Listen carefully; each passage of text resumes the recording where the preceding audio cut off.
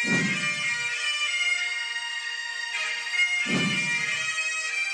to that piece of lieutenant that's always on his podcast, bash us, yeah.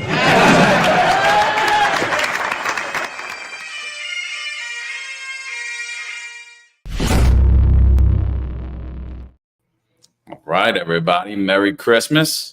How's everybody doing this morning? Eric's going to join us in a second. He's just running a little late. We don't want to keep you guys waiting.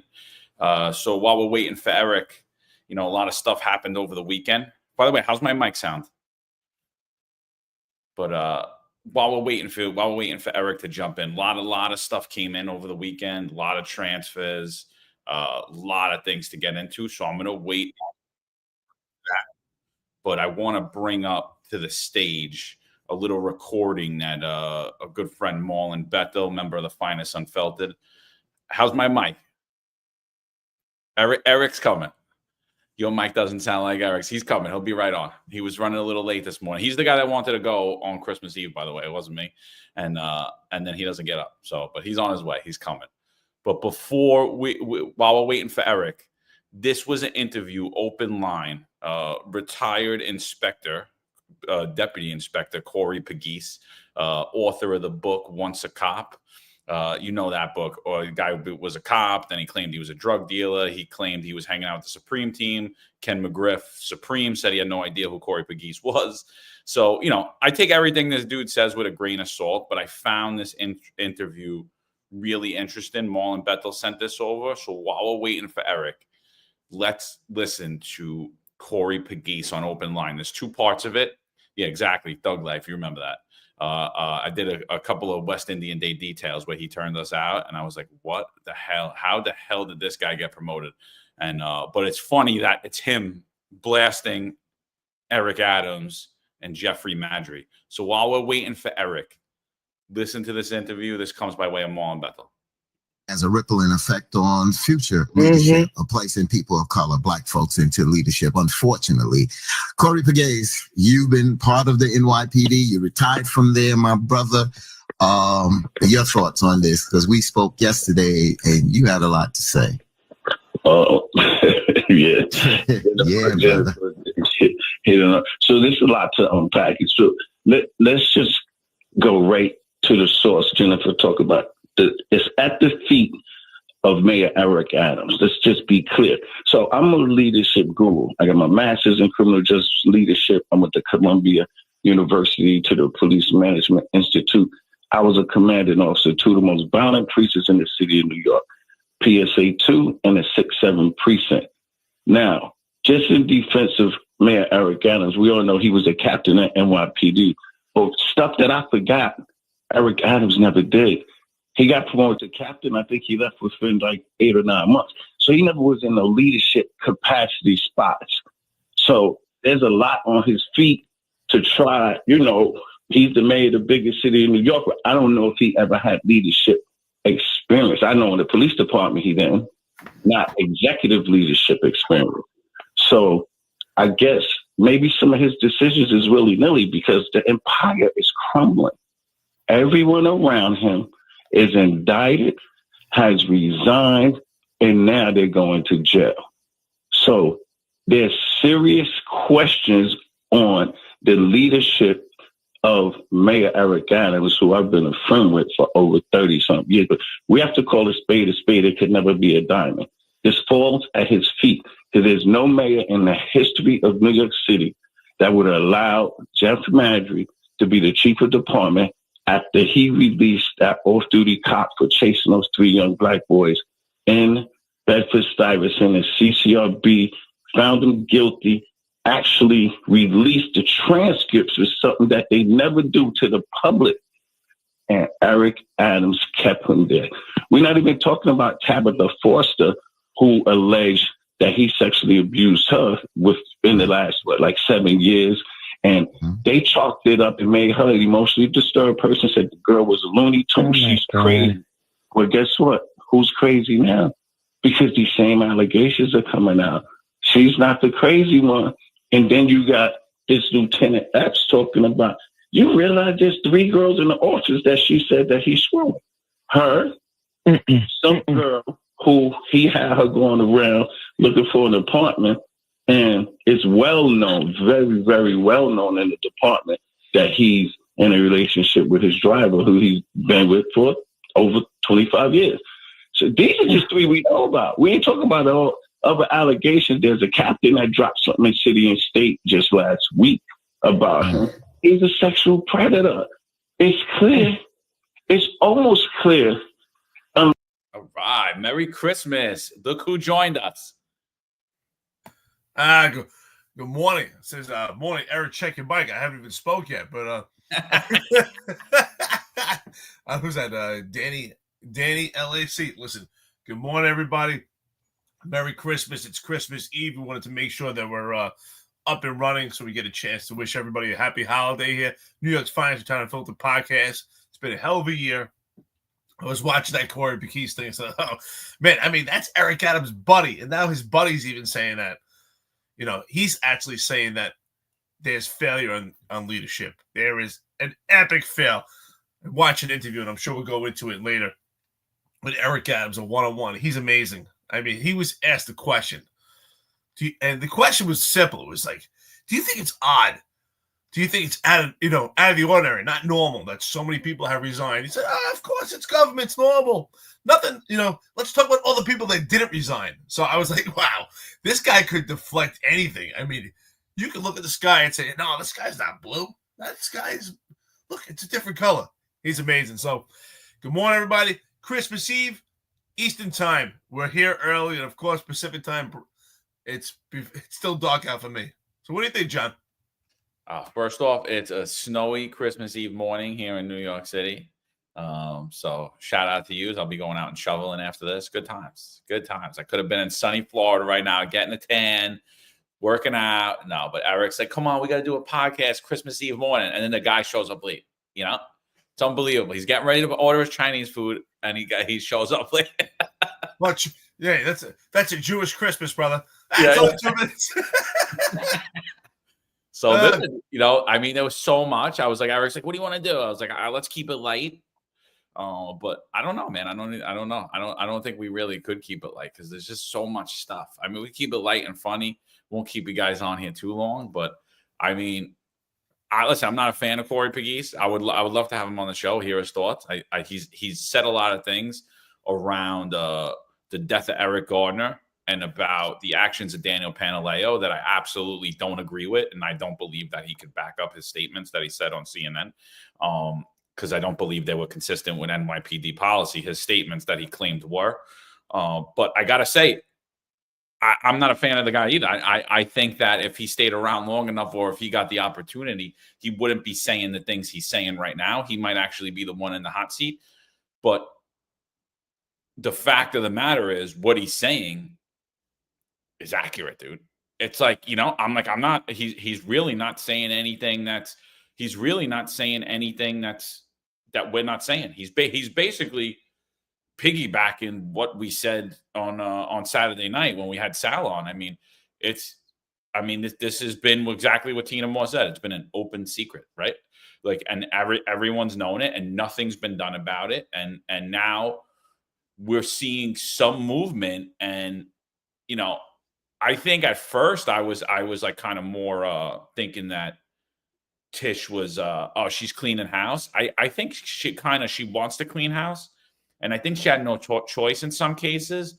But we're gonna get into the transfers. We're gonna get into the demotion, because it's definitely not a promotion. The demotion of Tariq Shepard and the promotion of the chief of internal affairs, as well as John Chell. We'll get into all that, but yeah, I don't know really a way that we could keep it light. There's so much shit going on, Yeah, it's crazy. It's funny. I spoke to Hassan yesterday. Shout out to Hassan. Doing great work out there. And I said, you know what, brother, I'm impressed, because you're an active cop, and you actually watch a podcast. You use your name. You're not afraid to watch a podcast. Listen, this is America. So shout out to him. And Patrick Donahue, $9.99. Coffee and donuts. Here we go. It's early in the morning. I know Ron Layson says cappuccino and cannolis for Saturday night, but back to coffee and donuts. He says, Merry Christmas, Christmas. Happy Hanukkah and happy Kwanzaa to the listeners. Milk and cookies for all the Santas and Hanukkah Harrys naming their children's wish list that come true. Hey, shout out to you, Patrick Donahue. Good morning. We appreciate it. Absolutely. Christmas Eve.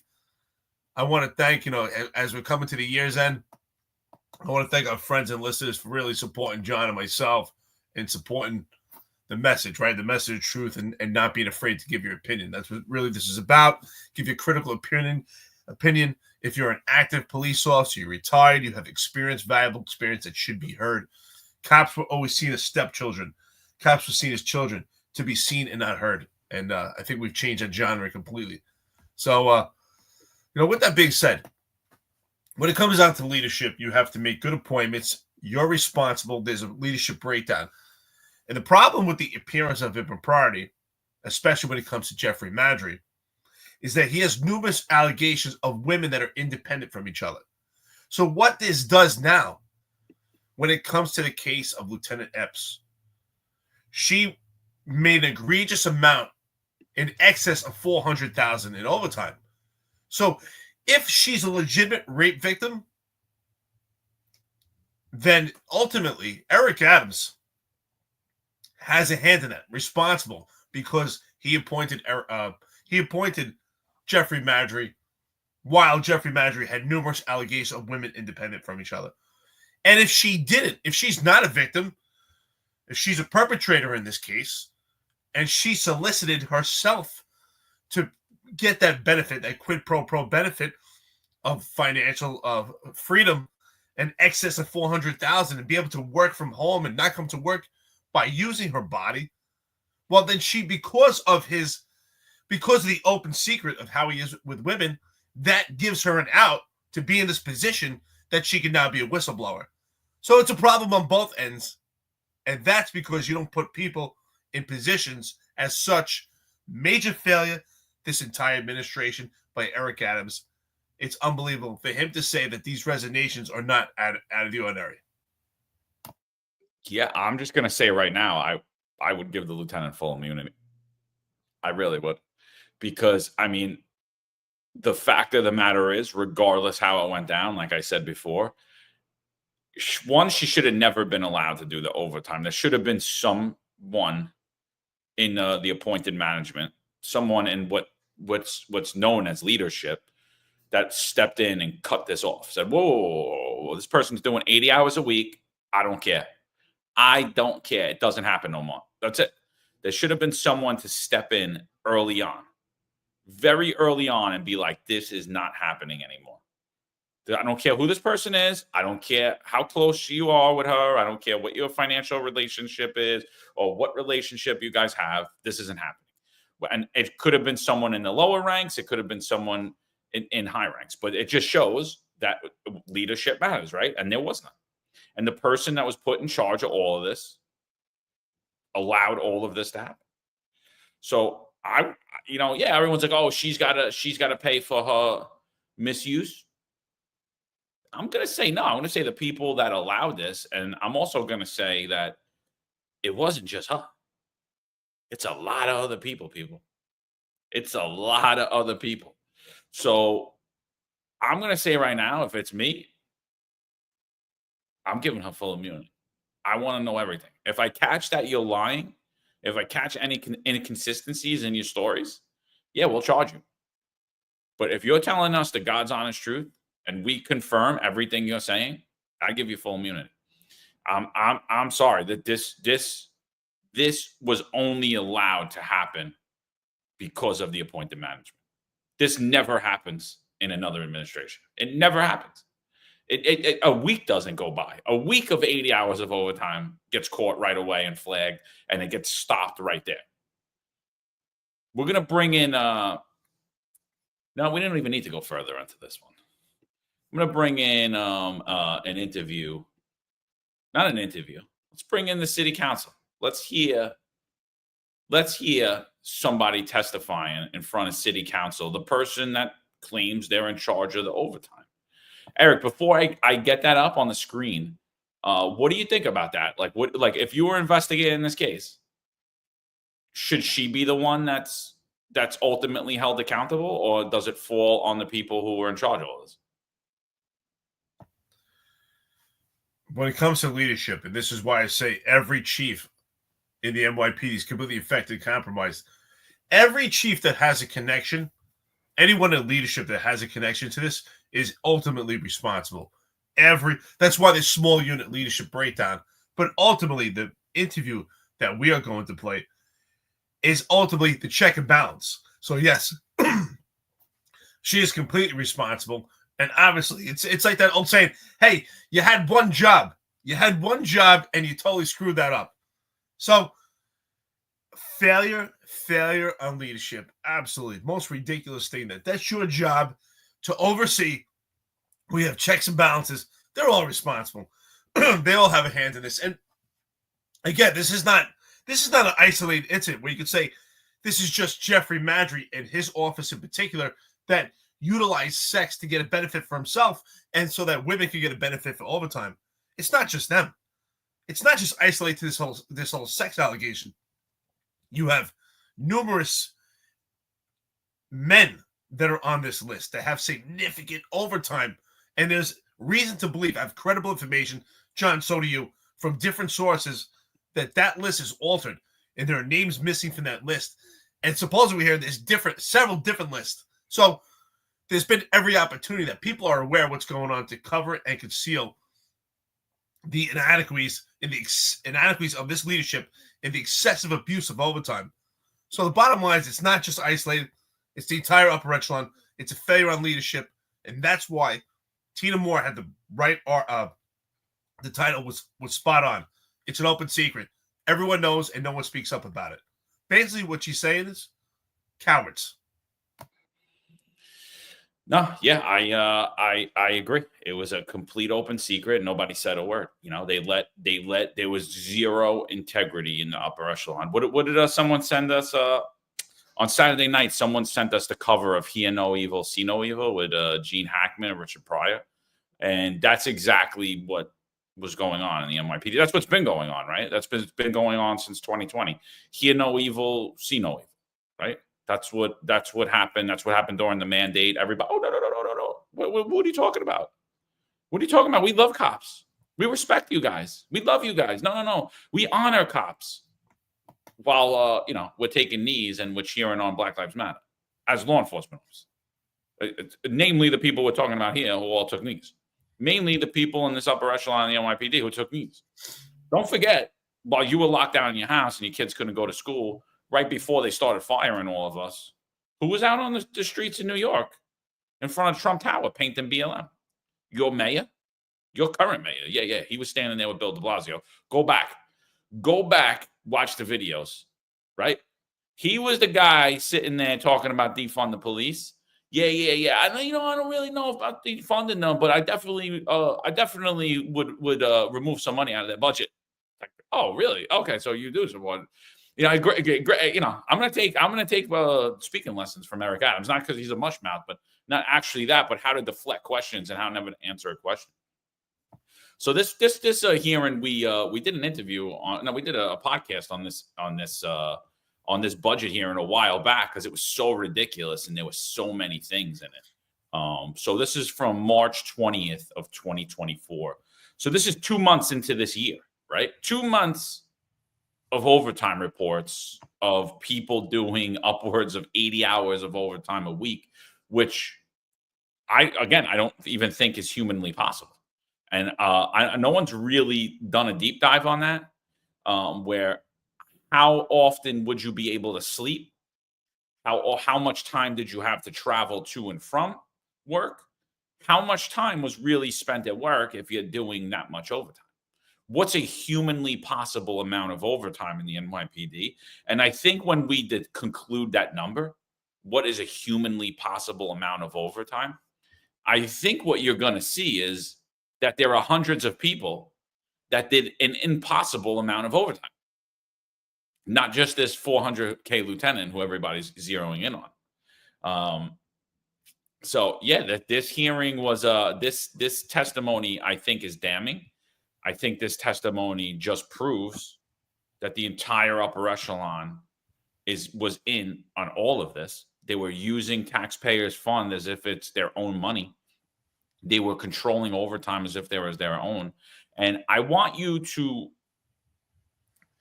First Deputy Commissioner Tanya Kinsella is going to be speaking, but I don't want you to look at her while she's speaking. I want you to look at Ed Caban and notably Jeffrey Madry sitting next to her and tell me that they don't know what's going on. Tell me anything you want to get in before we play this? Yes, there's two things. So first thing, of course, shout out to Celia Batista, who's been a great voice helping out. She's been a hell of a freedom fighter. I want to say shout out to you. I want to wish you a Merry Christmas. You know, we talk about strong women of principle, just strong people in general, but giving credit, sometimes we talk about strong women. Celia Batista, shout out to you. Coffee and donuts, of course, $9.99. Merry Christmas, guys. We are on the right side of history and blessed. Thank you. Absolutely. We're building a network together. You're absolutely right. Thank you to you. Shout out. Merry Christmas. I just want to say this. I want to openly say it. It's not just this administration, but this administration took it to another level. I want to apologize to Adrian Schoolcraft. And for the reason why I say that is because years ago, I remember being on the job. And my first, I guess you could say, inkling to think about Adrian Schoolcraft is I didn't know Adrian Schoolcraft. So if anybody here listening right now are active retired members are probably aware of Adrian Schoolcraft, but anyone from an outside agency, or if you haven't heard the name before, was a police officer in the NYPD who decided to take a stance when it came to a particular incident of quotas and an arrest on a particular day. He took a stance. He was actually recording. There was actually some stuff going on there. And that police officer, ultimately, not to get too deep into it, was made out to be an emotionally disturbed person by the police department. So there's obviously a theme by this police department that if you try to push back with any criticism, with any potential evidence, you will be smeared and made out to be an emotionally disturbed person. And I apologize because back then I was thinking, wow, I thought the worst of this police officer. But over the years, we've found out he was a good police officer. Turns out there's a pattern here. And this administration saw that and took it to a whole nother level on so many different aspects. It's my belief, John, after seeing this, Tabitha Foster was made out to be a emotionally disturbed person. Dana Raceland was made out to be this horrible monster, just completely smeared as a woman.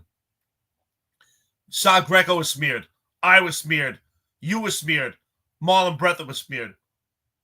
And it's every reason to believe, John, with this administration, you and I would be made out to be emotionally disturbed persons also by this administration for giving our opinion, for making internal affairs complaint. So for that, I want people to understand, we're dealing with monsters here, just completely evil. If you push back and show any criticism, this is the mafia style where they come after you and try to make you out to be the most disturbed person. I've been trying to figure it out over the years. Why are people terrified of the police department? Can't take your pension. And what they could do, listen, could they come after you physically? Sure. I'm not afraid of that. Neither are you. But what do? They smear your good name. That's what they do. Internal affairs are the henchmen that do it, permit it, and allow it. So I just want to say that, John. Yeah, no, it's a damn shame. I mean, the thing is, like, this administration pretended like they were better than the administrations before, and they were actually 1,000 times worse. They actually doubled down on all the failures of the past administrations and just like completely superseded everything and really running as a criminal enterprise. But yeah, shout out to Celia Batista. Check her music out. She just dropped an album recently. Great singer. She's in a lot of different songs. Good friend DVS 7.0 as well. But definitely check Celia Batista out. True leader. That's leadership, right? She's a true leader. One of my favorite people. Merry Christmas. God bless you and your family. Another shout out to Upstate Detective. Donated $19.99 to the podcast. Good morning, brothers. Happy holidays. Merry Christmas. Happy holidays to you. Whether you guys celebrate, don't celebrate, doesn't matter to us, right? Here we are, Christmas Eve morning, right? It's a very holy day for myself. I will be celebrating this evening. That's when we traditionally celebrate Christmas on Christmas Eve and into Christmas. So, but yeah, I mean, the truth is the truth. And I think, whether we're talking about this on the phone or we'll be talking about this live on a podcast, it's a good time to talk about on the podcast. But I totally agree with you, Eric. I think, Schoolcraft, I said originally, until I encountered many people on the job who worked with him, worked in the same command as him, I said that Schoolcraft was just a lazy cop complaining he was full of crap. Until I really heard the story and learned it firsthand. And I know some of you guys that were directly involved in leadership listen to this podcast. And sorry, it was wrong, and when I hear like the details of it, if any of you guys ever want to come on and talk about it, you're always more than welcome.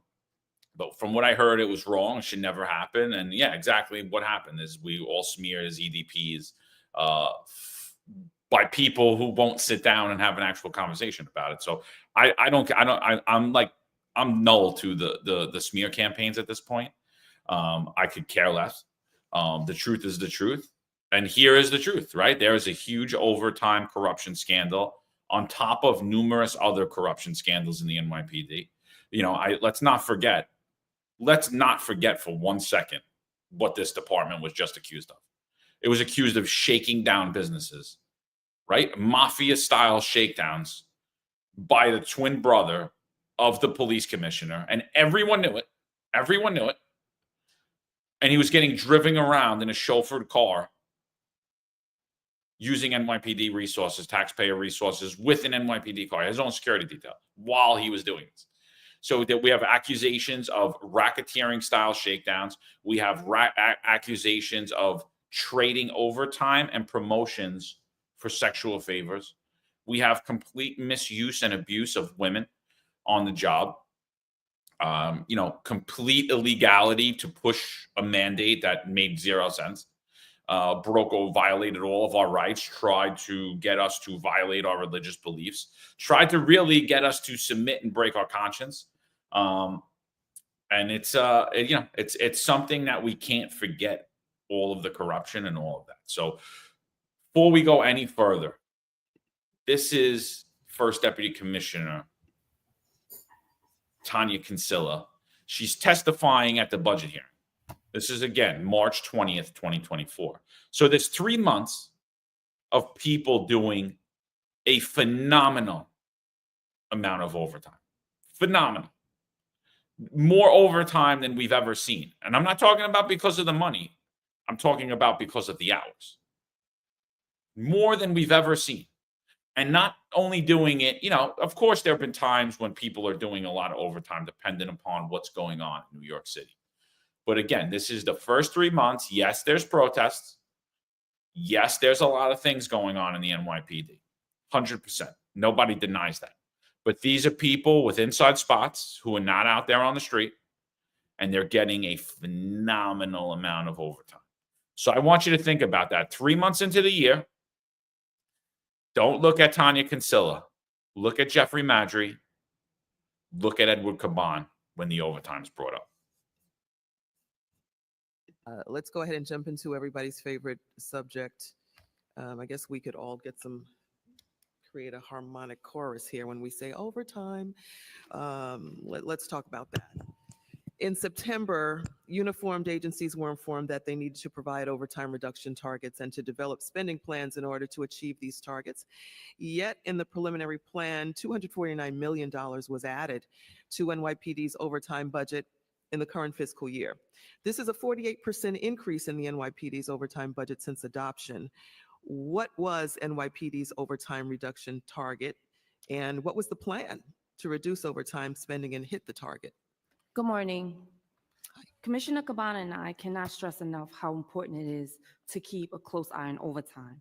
As the first deputy commissioner, it's my responsibility to make sure that we're managing the overtime properly and streamlining operations to use our resources wisely. But let's be clear, a lot of overtime costs are due to unforeseen circumstances such as shootings and protests. However, we added additional layers to that. My office conducts biweekly bureau meetings with each bureau head to discuss any overtime misuse or to make sure that we're keeping the overtime intact.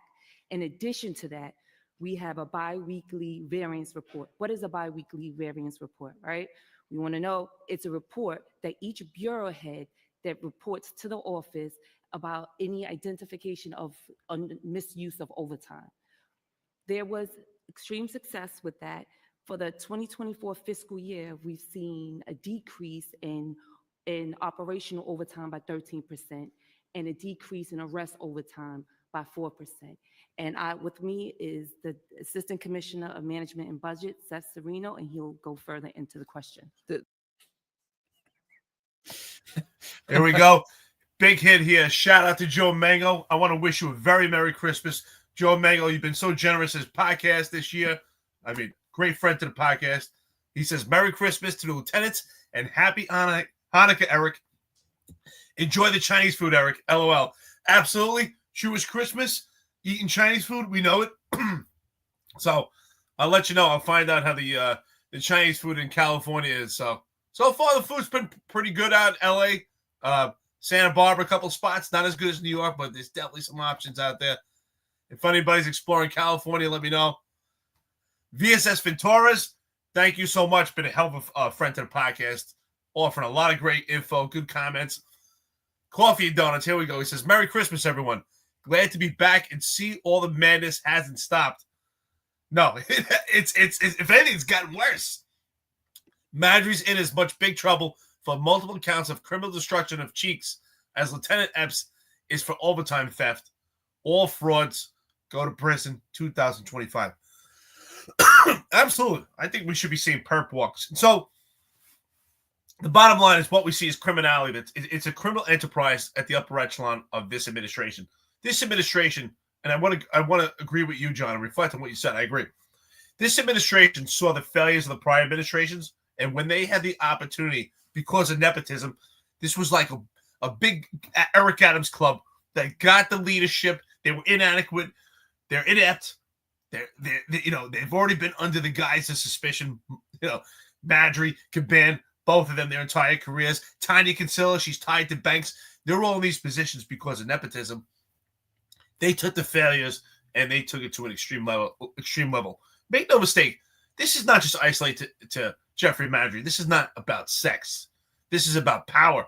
They have the power to utilize any means that they see necessary to make money, to have a party, right? We call it the party department. Sounds kind of funny, but it really is, so that they can enjoy the fruits of being in power. And that's what this is about. For Jeffrey Madry, it's utilizing sex. For Ed Caban, it's power and going on trips. For Tanya Kinsella, it's obviously a position of power.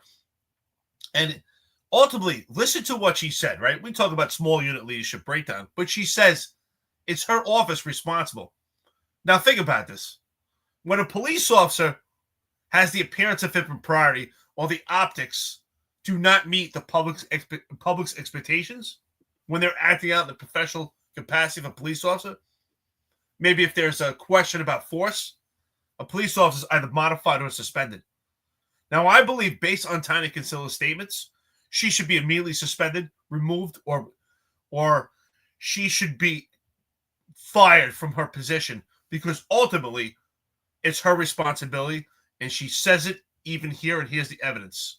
She should be held accountable. She is ultimately responsible. You had one job, fail, epic fail.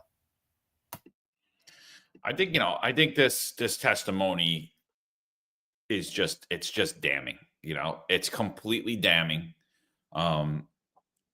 And I again, like I said, I had a faith in Tish, in her removal of Jeffrey Madry, but I don't think it went far enough. And I think when we look at the other appointments and the other lack of movement that was made, I think you're going to see Eric Adams' hand in all this, because he can't take the political fallout of what should really need to be done and how absolutely corrupt this department is.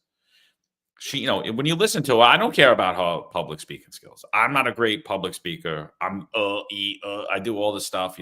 I'm not this well polished person either. I don't care about somebody's how they speak. I don't care about the words they use. I really don't care.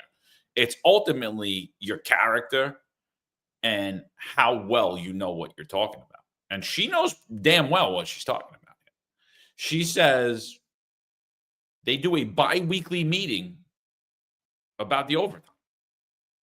There's a bi-weekly meeting about the overtime, and they look for overtime abuses and misuse. But you don't notice the top people that make that overtime? And don't tell me it's because of the 400 list. And Patrick Donahue alludes to it here, that there were names that weren't on the top 400 list, right? There were people were getting, oh, you made the top 400 list, you can't get overtime. And that happens, I think, to everybody, right? You made the top, oh, you're cut off the next quarter or whatever it is, right? Or you're cut off the next month, or you can't do no more overtime, right? Because everybody's concerned with the top 400 list. That's not what they're going off. They're not going off the top 400 list. They have their own reporting that they're doing. They manipulated, what's being alleged is they manipulated the top 400 list so that they could pull the wool over all the cops' eyes. While they're telling you can't do overtime for getting ordered to do details and stand on a train platform, another complete mismanagement of resources. Complete. I know you guys made a lot of money on it, but it would have never happened. If I was the mayor or the police commissioner, it would have never happened. It was a complete misuse of resources only to have this artificial drop in crime that only occurs in the hours you guys are there and will rise the minute you guys leave. Right? It's a completely ineffective policing strategy. It's just flooding the subways with bodies. The cost doesn't outweigh the benefit. It doesn't. And because we clearly see it. I mean, we'll get into transit crime too. We'll get into transit crime too, because it's an absolute disaster on top of that. But so you're flooding all these guys with overtime. You're going to cause a complete mass exodus. You're getting them in trouble for getting ordered to details. And then the people that are really making the top dollars, you keep off the list and you don't say a word to, and you know that it's thievery. It's complete thievery, and what needs to be investigated is what codes they were using, right? What overtime code were you using? You were sitting behind your desk. You did this overtime, or maybe you weren't even sitting behind your desk. Maybe you didn't even show up to work that day for your tour. What overtime code was being used? And again, should that lieutenant ultimately be the one that was allowed? Should the people that were on those lists, that were actually removed off those lists, the people that actually made the highest money, that were allowed to do it, should they be the ones held accountable? Or should it be the ones that make the big dollars, that we sit there to, and we pay them and we honor them to with these great titles and these huge careers where they should skyrocket after you're the police commissioner or the first deputy commissioner? Should we turn a blind eye to the fact that not only did they know it was happening, they allowed it, and in some instances they used it for their own personal gain, which is official misconduct?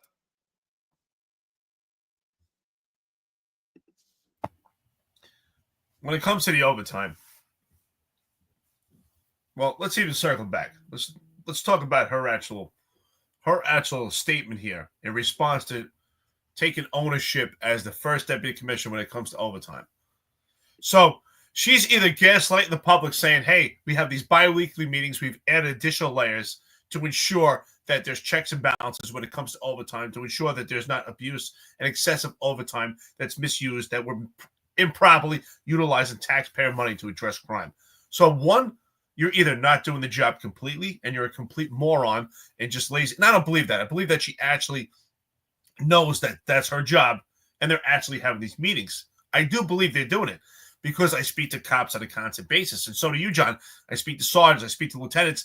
I speak to lieutenants who are integrity control officers throughout the city, and the pressure that they receive in their commands and in their capacities from the meetings that they go to, separate from the meetings from the first deputy commissioner, just on their level with their chiefs. And that's why I say these chiefs are all infected, because every one of these chiefs feels the pressure for their bureau or their borough in regards to overtime for their commands, and they're pressured for it. So what are they doing at these meetings? It's exactly what Tina Moore said in her title, Open Secret. They're cherry picking what they actually address. They're highly aware that Lieutenant Epson, and I'm using her name because obviously she's in the public, but Lieutenant Brennan, he's another one, Shell's right-hand man, and there's many others that are getting excessive overtime, but they're not addressing those at this meeting. It's complete cherry picking. It goes back to the three-tiered system. It's the upper echelon tied to nepotism, khaki pants, and general population. So they put pressure on the general population of the NYPD to deflect so that they can cherry pick and allow Jeffrey Madry and his people and Kaz and his people and Chell and everyone in the upper echelon that is enjoying the fruits of the leadership of the NYPD. So they're cherry picking and they're full aware. And I hold her fully liable. She should be removed immediately. So I agree with you 100%. I mean, I again, Tariq Shepard, Kaz Daughtry, John Chell, Tanya Kinsella. There's two people on what I have up on the screen right now is a finest message of retirements, and the retirements, which is again is a slap in the face to people in New York City, is that these people are going to be retired and have honorable discharges from the NYPD or honorable retirements. Shouldn't happen. Shouldn't happen. Listen, I know they did 20 years. I know that they're entitled to their pension unless they get convicted of a felony, which they should be charged with. I don't know that they'll be convicted of it, but if the allegations, based on the allegations alone, if the evidence there, they should be charged with felonies, especially Chief of Internal Affairs as well. I'm not holding him accountable, but only on here is Jeffrey Madry and Miguel Iglesias.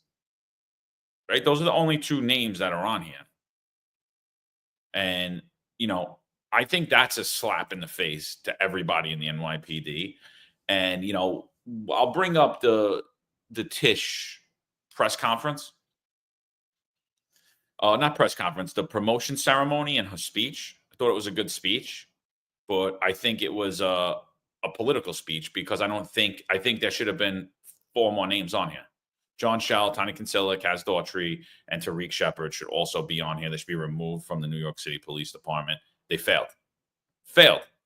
Complete failures. Failed. And we saw it. We saw like the incompetence, the inept. And now on top of that, there's irrefutable proof of how low integrity these people have. Right? We knew that, right? Because when you look at the majority of their careers, you see them lying on the stand. You see them lying in official interviews.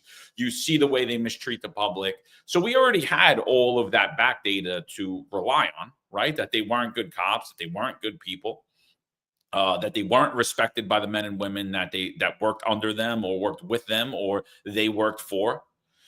So, I mean, I'm like at this point, I was pretty happy with Jessica Tish last time we did this show, but after these past two nights, I'm like, yeah, no, you know what? It's complete garbage. Eric Adams is running the show.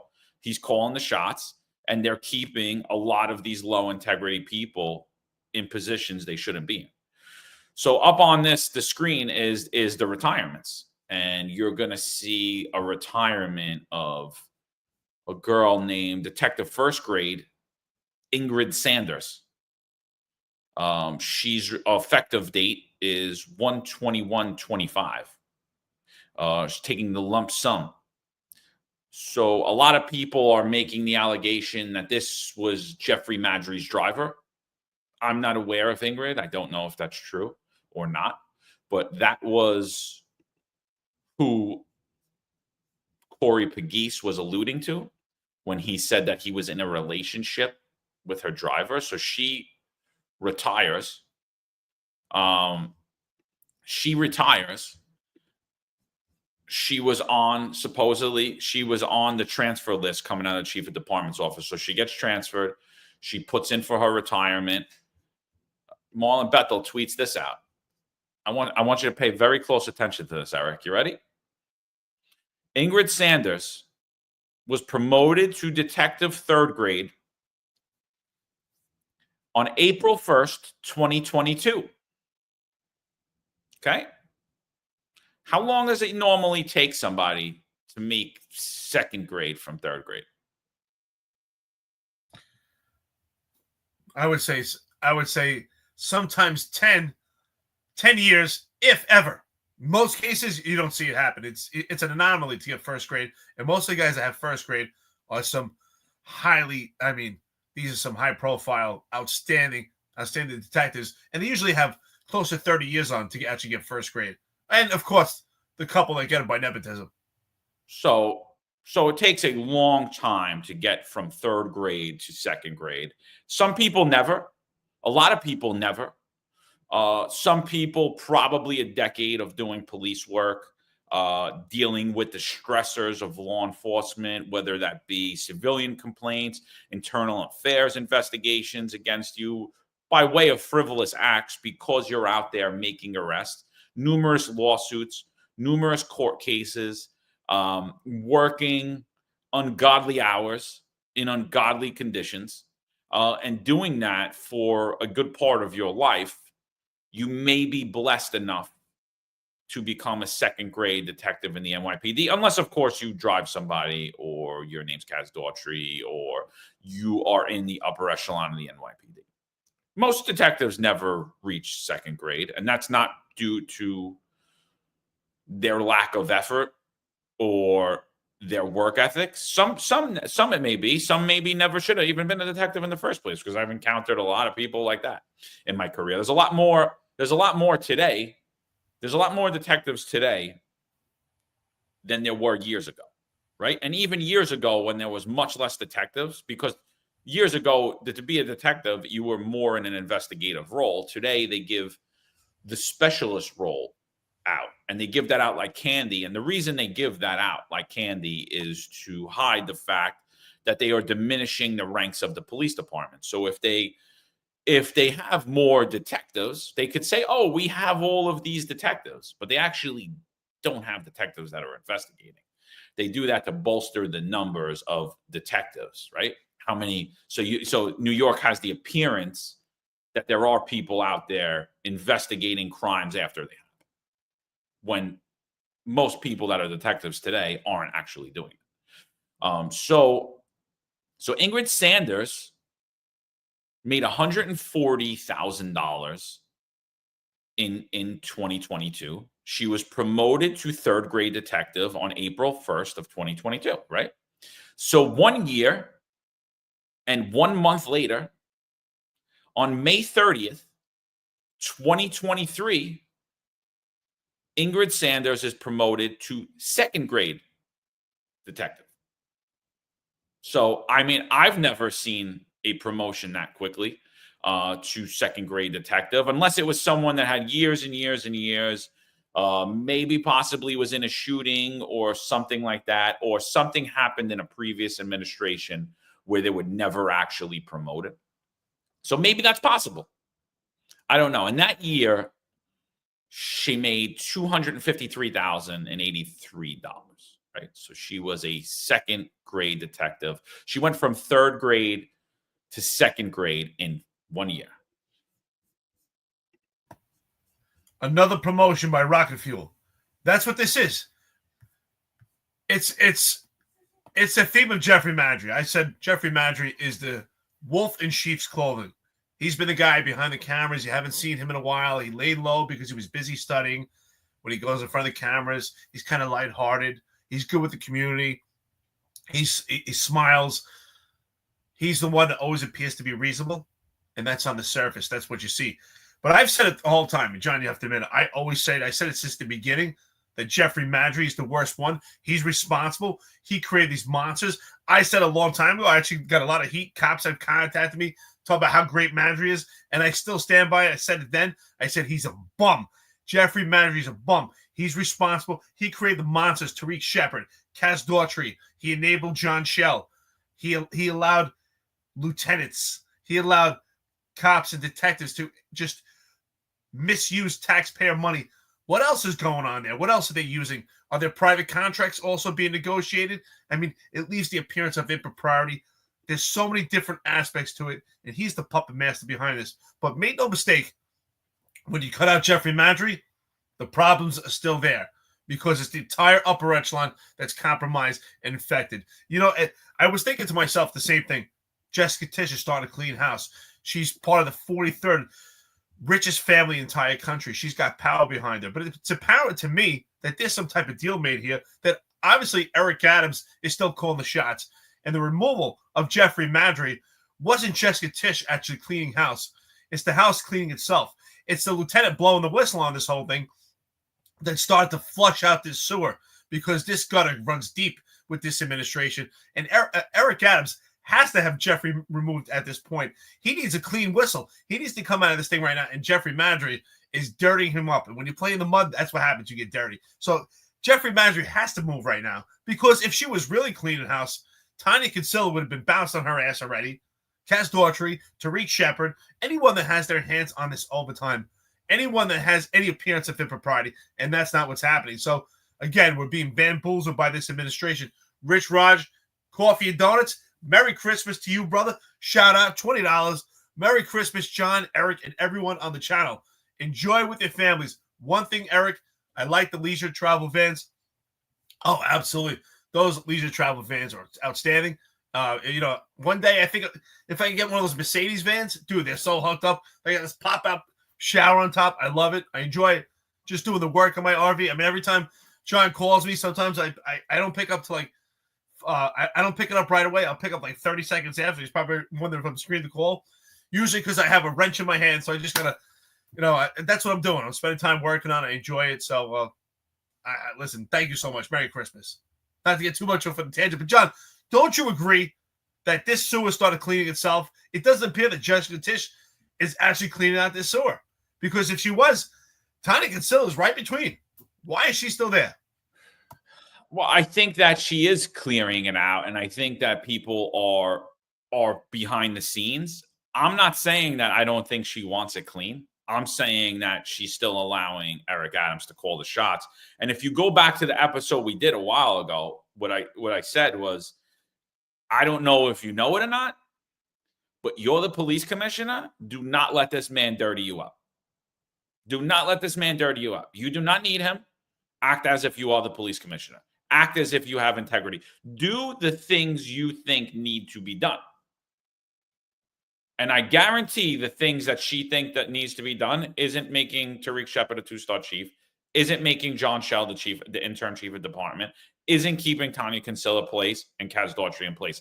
I guarantee those are not the things that she thinks that needs to be done. But those are the things that Eric Adams thinks needs to be done so he could play this perception game that everything's fine and all the pieces he put in place is working and everyone's just leaving to go spend time with their grandkids now.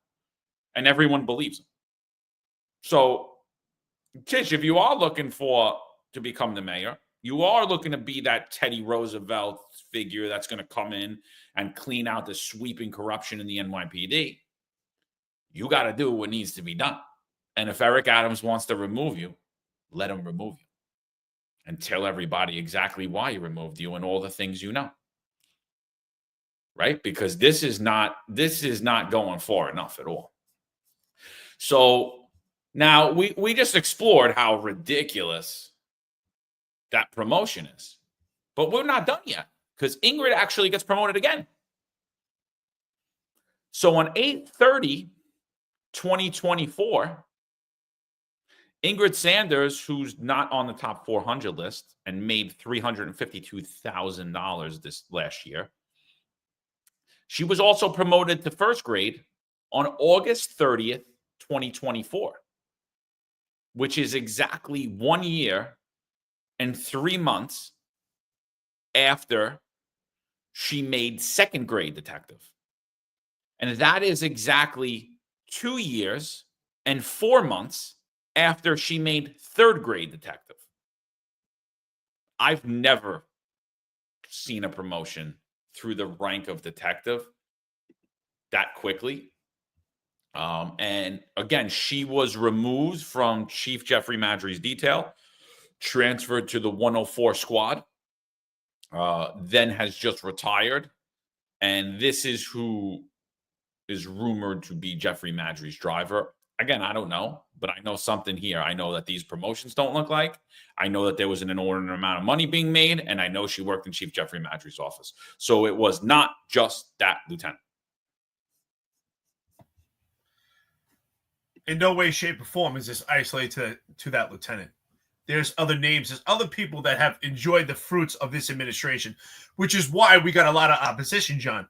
So these people are very self-serving. These cops and detectives that we received opposition, the attacks that we received on social media, they're not the rank and file that we support because they only care about themselves. They're part of the tiered system. When I talk about the 3-tiered system, the upper echelon tied to nepotism, that's what I'm talking about, because these people are not looking at the long game, the benefit, the morale, the camaraderie. They're just looking out for themselves. Ingrid was handsomely taken care of. So there's no doubt in my mind, what benefit did she provide?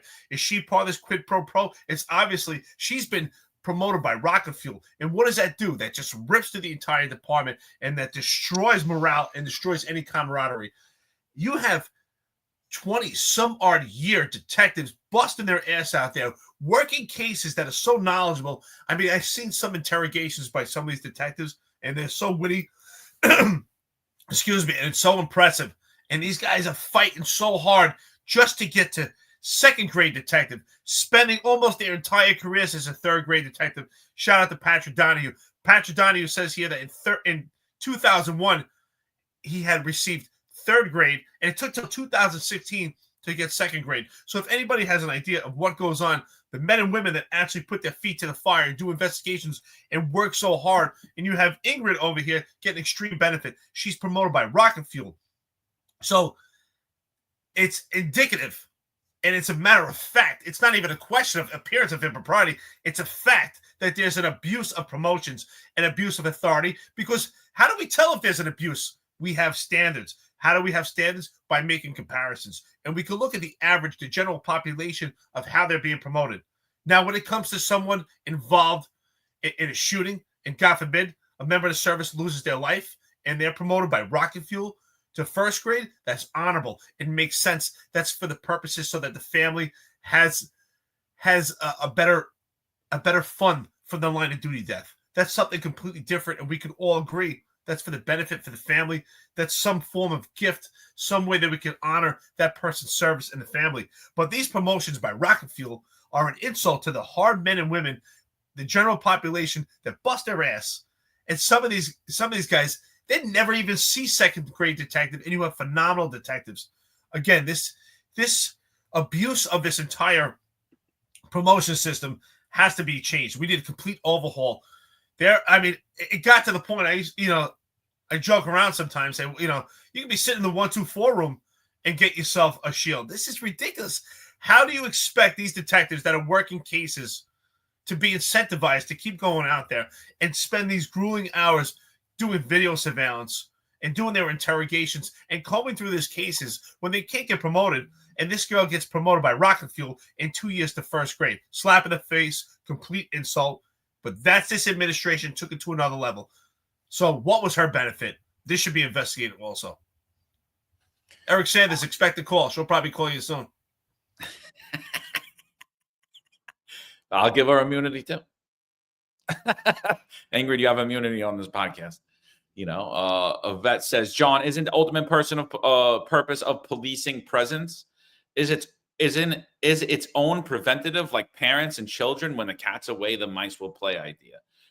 So I think Yvette was talking about the transit plan, right?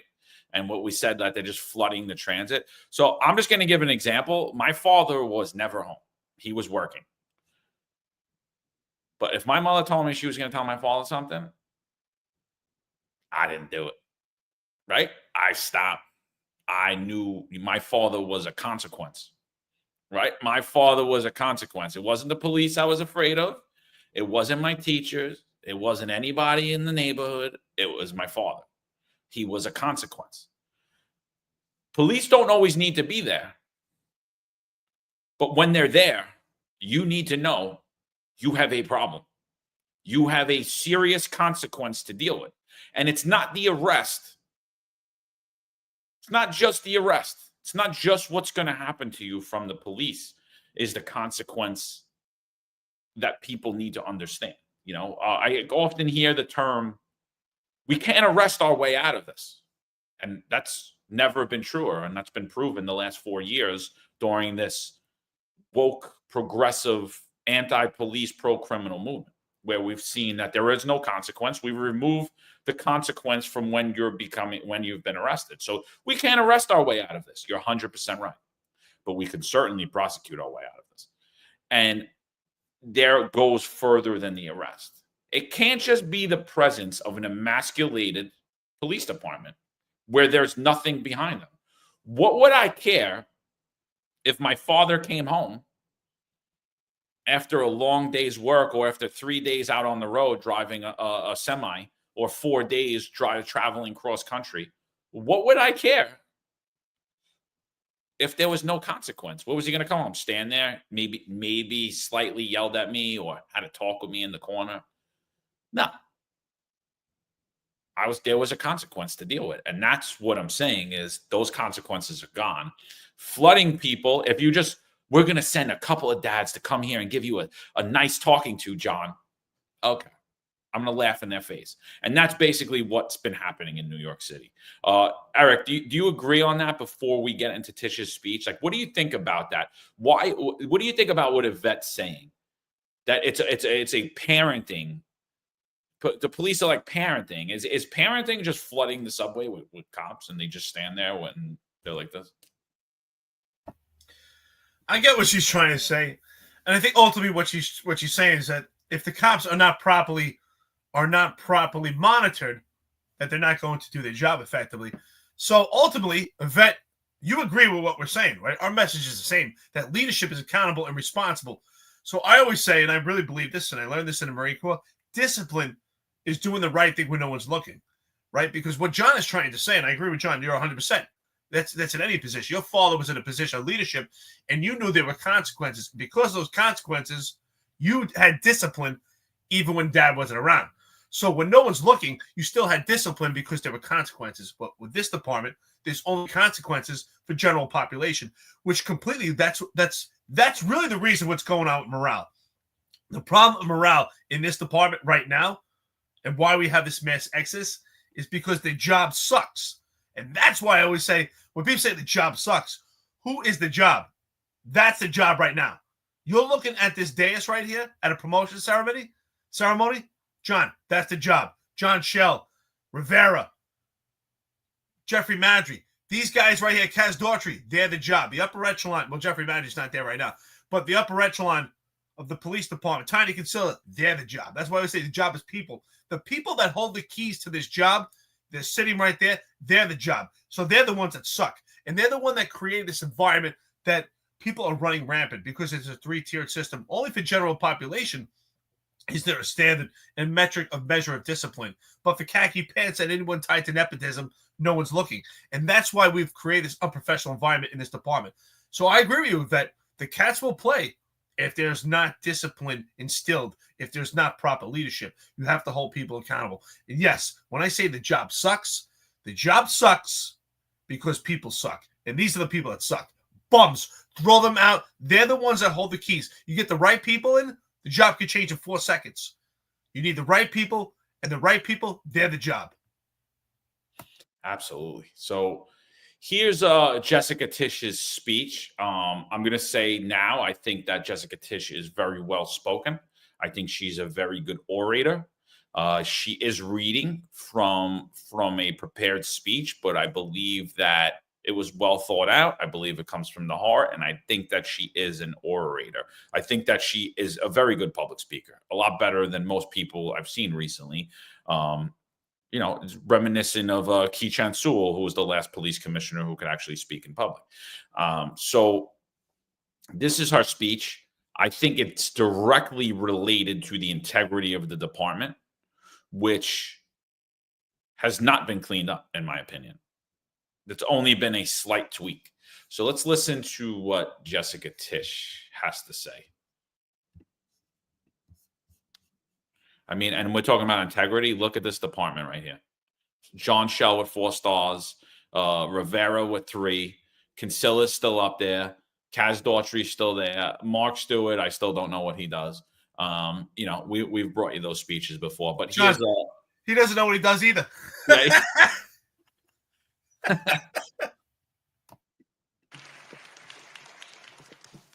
Good morning, everyone, and thank you, and congratulations to all of our promotees. I am pleased to welcome you back to One Police Plaza once again for today's ceremony.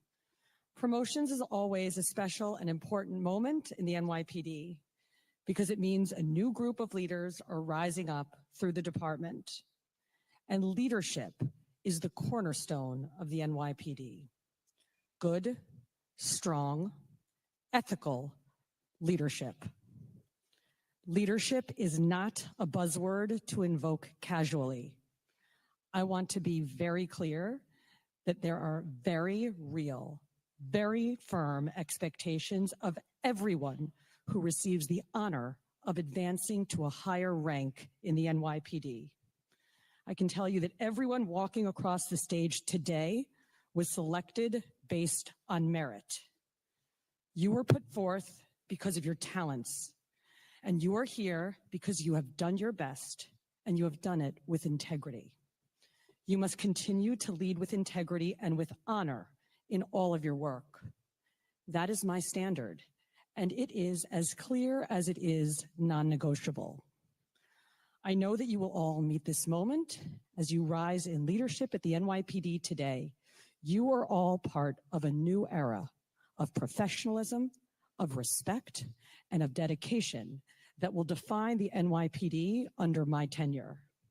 And we will infuse that into all of our work. We are consciously and decisively turning the page to ensure that we always match the lofty ideals and values that make this department the envy of the world. I speak often of the nobility of policing, how this calling is a virtuous calling. I believe this in my bones, and it is how I approach every decision that I make as your commissioner. I know you share this belief as well, because you stand here today ready to rise up through the NYPD, not to do a job, but to answer a calling, even when it's hard and even when it goes unnoticed, whether on patrol, responding to calls and protecting neighborhoods, in a squad, collecting evidence and solving crimes, or in an office, analyzing intelligence leads from around the world. It is your sweat, it is your toil, and yes, tragically at times, your blood that make the NYPD so special and so exceptional.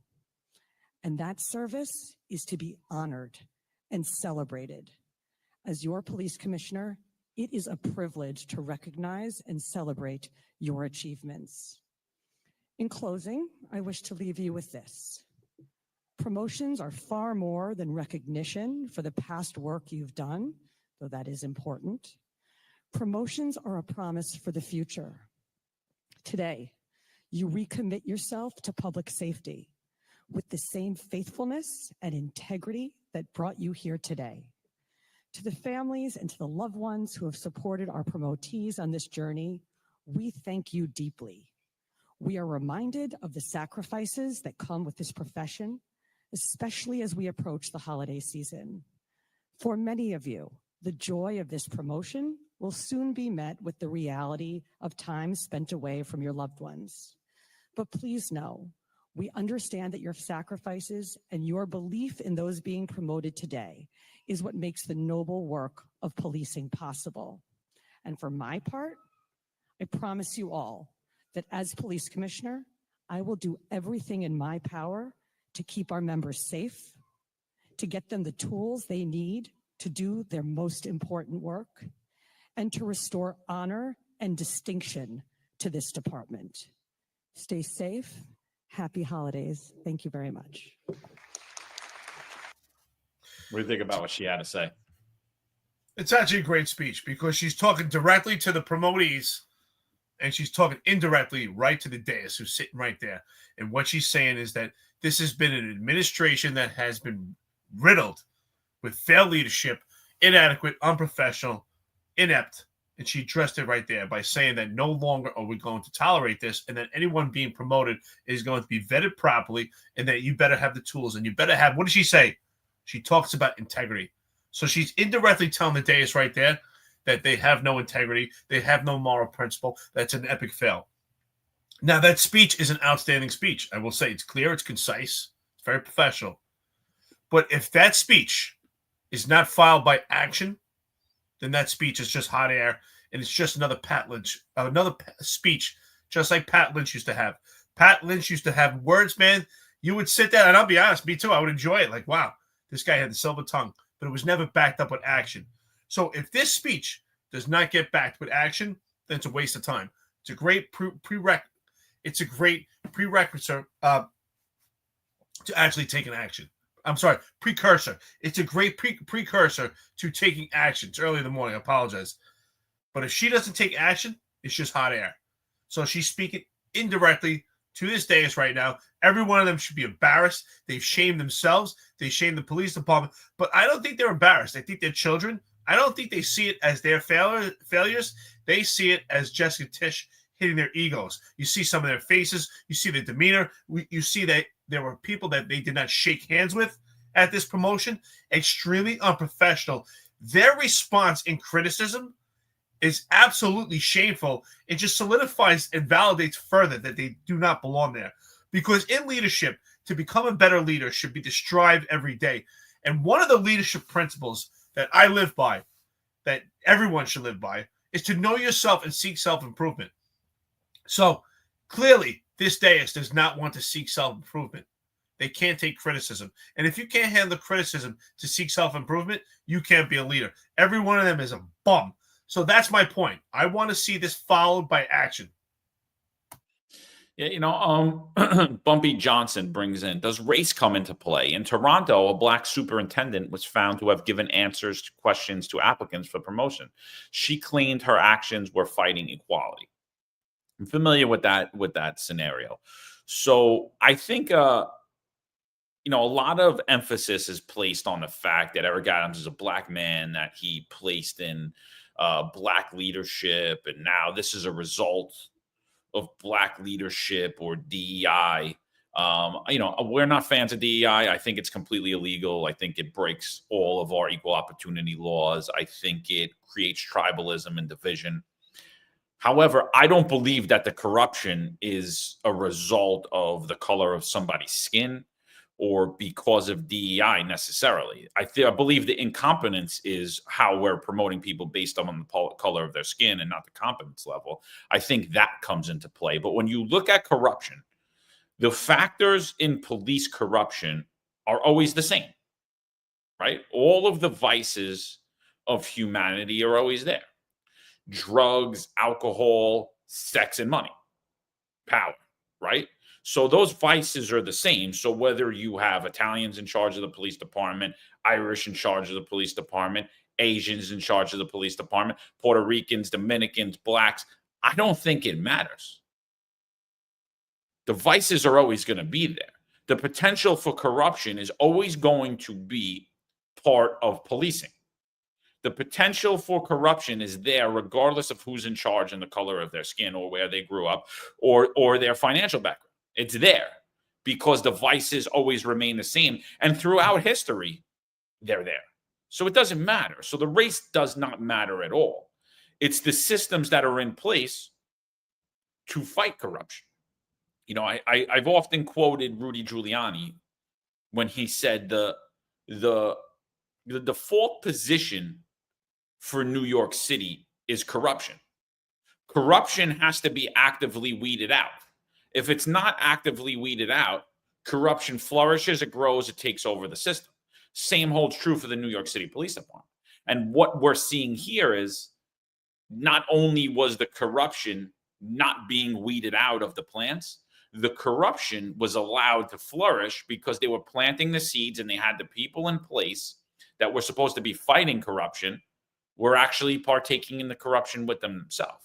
So it shows the actual inept actions on the part of the police to police themselves. So I don't believe race is a factor at all when it comes to the corruption at all. Like I said, if it was a bunch of Italian guys, Jewish guys, it doesn't matter. It doesn't matter, or women, it doesn't matter. The factors remain the same. Eric, what do you think about that? Is it because they're black that this is the most corrupt version of the police department? I actually love this topic, and I think that we could actually probably speak about hours on this. This particular topic could be its own episode, no doubt about it. Just want to say shout out here to someone who just jumped on, new friend to the podcast. Scotty Scott says, "What's up, Eric? PSA 7 alumni." I'm not sure who it is. I think it might be former Lieutenant Scott. Not sure if it is. Shout out to you, brother. Whoever it is, thank you so much for being here. Merry Christmas to you. Also, shout out to Duty Ron. My brother, how you doing? We're supposed to talk soon. So coffee and donuts, $50. Check out Duty Ron. He's got his own YouTube channel, pretty big, a lot of knowledge. So check out his channel also. Shout out to you, Coffee and Donuts. I really appreciate it. He says, as a third grade detective in Fugitive, I watched some of the admin staff get promoted to grade. As it pertains to the lieutenant, it's not who you know, but who you blow, literally. It's a slap in the face to every hardworking NYPD MOS. Merry Christmas, gentlemen. It absolutely is a slap in the face. The bottom line is she received the benefit, and also Jeffrey Madry received the benefit. And if it's not sex, it's something else. We're not just completely focused on sex. This administration utilized their position and their power to get trips, to get sex, potentially private contracts, to have parties at Consafritos and other places with nefarious characters. They utilized their position to take care of people in their circle. They utilized their position and they misused and they lost the trust of the public. And ultimately affects the rank and file. But I think that's what I want to mention about this, John. I think it's brilliant on Eric Adams' part. He's a complete moron, but he's a political genius. Because you and I spoke about this, and it goes back to our episode where we really start to delve into this nepotism, how it equates to corruption in the NYPD. And the first episode that really highlights that is when we spoke about the promotion of Cass Daughtry from detective to assistant commissioner when he was promoted by Rocket Fuel. And what we both said was, this was not a promotion based on DEI. DEI happens to be an incidental incidental coincidence. Now, I say in life there's no coincidences, but this is a coincidence that Eric Adams capitalized on. So the promotion of Ed Caban, Tiny Kinsella, Jeffrey Madry, Cass Daughtry, Tariq Shepard, these are not promotions based on DEI, but Eric Adams utilized their promotions and to manipulate the public by saying it was a DEI promotion because his commencement as mayor was at the height of DEI. So he was able to say, hey, Kee Chan Sewell is the first female black. He was able, now that was his inception, and to utilize DEI. But the further promotions going forward, Tiny Kinsella being the first female black first deputy commissioner is a DEI driven push and motivated to the public. But ultimately, she was provided that position because she has ties through her mother to Philip Banks. There's the nepotism. Tariq Shepard, his ties to Jeffrey Madry. His promotion is by nepotism, but ultimately he's black. Cass Daughtry, his promotion by Rocket Fuel is tied to Jeffrey Madry, but the appearance is that it's DEI because he's black. So when it comes to corruption in this administration and the utilization of DEI, it's a deflection. It comes down to nepotism. This is an extreme amount of nepotism, and the manipulation is DEI. What do you think about that, John? I think, like I said, I think it's I don't think race is a factor at all. I just don't. Like when we look at the incompetence, I think then I could look at the DEI movement and say, well, you're violating all of our equal opportunity laws and promoting someone based upon the color of their skin. So that's illegal. And they don't have the background to be qualified enough to do that. So yeah, I'll agree that's where DEI comes into effect. But that doesn't mean that if you're putting people that are competent, that are qualified, that have made their way through the ranks, that factor for corruption is no longer there. I think at that point you have a better class of people, and they're people that have been more vetted to have weeded out their integrity, but doesn't alleviate the fact that it's still there. So yeah, I don't think it matters. Patrick Donahue right here. I was promoted to detective in December 2001. I was promoted to detective second grade in August 2015. It's 14 years later. This girl in 2 years was promoted to first grade detective. I'm sorry, she was promoted to detective through first grade detective. You know, in 2 years. 2 years, promoted to the rank of detective, second grade detective, first grade detective. I mean, so you've seen a complete, utter breakdown in all this. This video comes out from Scooch. Scooch put this little video together. It just goes a little further in. It's a clip of what we just played, but it shows the promotion of Edward Thompson, the chief of internal affairs. And John Chell did not get that same welcome, as even though he's interim, Ed Thompson's the interim chief of internal affairs. John Chell has the 4 stars on his shoulders. He did not get the same welcome and same representation. So let's see what happens here. Though she did not mention it specifically, Tish's comments came after a tumultuous weekend for the department. Its highest-ranking uniformed officer, Chief of Department Jeff Madry, abruptly resigned, facing allegations he traded overtime for sexual favors from staffer Lieutenant Quatisha Epps. Epps says when she spoke up, Madry accused her of abusing the overtime system to make more than $400,000 last fiscal year.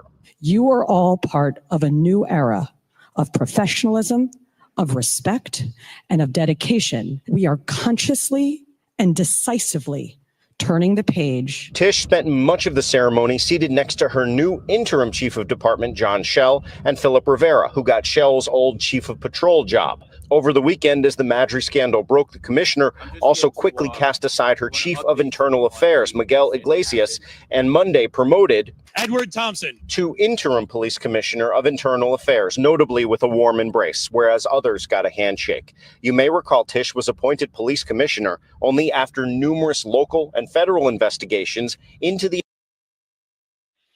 So you saw the nice warm welcome for him, but not for Chell. Again, and that leads me to believe that she wants to do the right thing, but somebody's keeping her from doing it. And that's why I'm going to say again, you're the police commissioner. Let him appoint a 5th police commissioner. Let him do it. Let him do it. And then if you want to be the mayor, you have a great platform to run on, because there ultimately are going to be more scandals coming out with all of the people seated next to you. I don't know Thompson from a hole in the wall. I hear he's a Campese guy. I don't know him at all. I don't know who he was. I don't believe I ever interacted with him in the police department one time. Never heard his name until today. Until he got named. I'm sorry, excuse me. But I personally believe there is something there. And like you said, Eric, I think that she is speaking to that dais. And she is unhappy with their work, yet they're there. Why? Well, that's what I was saying before. So I'm in hopes and I'm praying that Jessica Tish actually has the power, because she's part of the 43rd richest family in the country, to actually be the police commissioner under Eric Adams.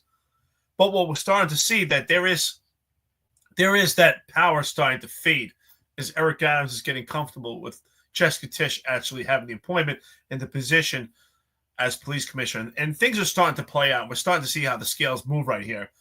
And it appears Jessica Tish does want to do the right thing. She talks about turn the page. And I think this is almost like a movie review, right? When we think back when we did our movie review of The Departed, and thank you so much to friends and listeners that actually sat in on that. And if you like that, by the way, please let us know so we can go and do further movie reviews. But it's almost like a movie review. And if we just stop that frame right there, when he walks in and she embraces him, that's her saying, this is the new department right here. You see this? This is what I embrace, and this is what I cherish, integrity. And her not giving the same sense of emotion and value to the promotion of John Chell, to me, is also a sign, and it's a subliminal message to Eric Adams that, hey, this I do not approve. And obviously, that's her way of showing the public that she didn't have a hand in this, right? She can't say, I did not promote him, but the body speaks 1,000 words, right? So that's the way of her showing it. By the way, this is giving way too much credit, the Gold Shield show. These guys are a bunch of bootlickers. I mean, honestly, when it comes to the leadership of the NYPD. They don't call it as it is. I hate to knock them, but it's the reality.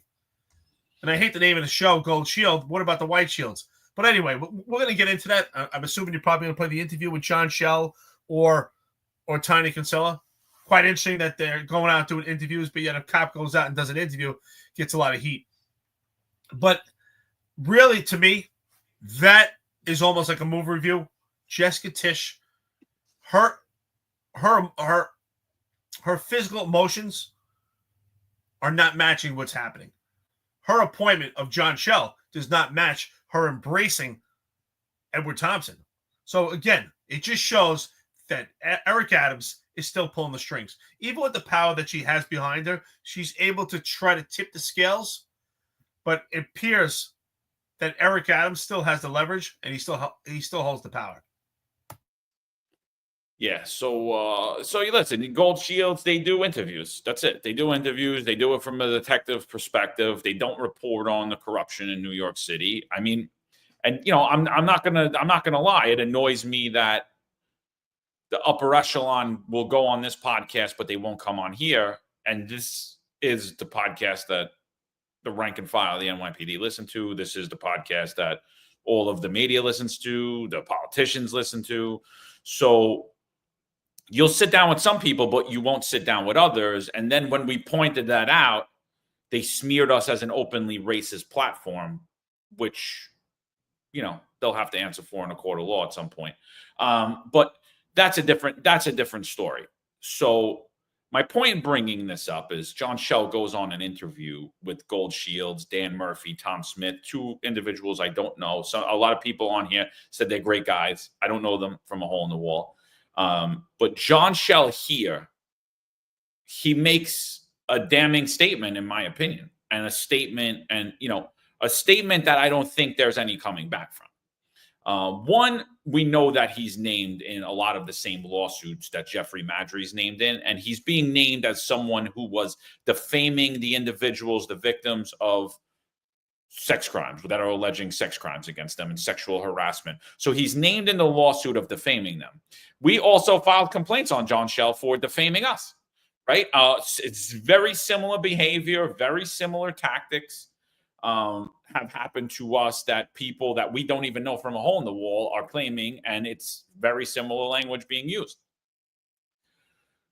And he's tied into all of this stuff that's related to Jeffrey Madry. So I put out a tweet yesterday, and a lot of people were annoyed about it. And a lot of people called me, and they were like, "Oh, it's wrong." I'm like, "How is it wrong?" I said that naming John Chell as the interim chief of department is like making Michael Dowd's partner the head of internal affairs while the Mullen Commission is going on. We don't even have all the facts yet. We don't know how involved he really is. We know he's implicated in some of the stuff because there are allegations that he's implicated in some of the stuff, but yet we're going to put him in charge of the same office that his friend and mentor was just in charge of, and he was directly involved in and turning a blind eye to. Makes zero sense to me.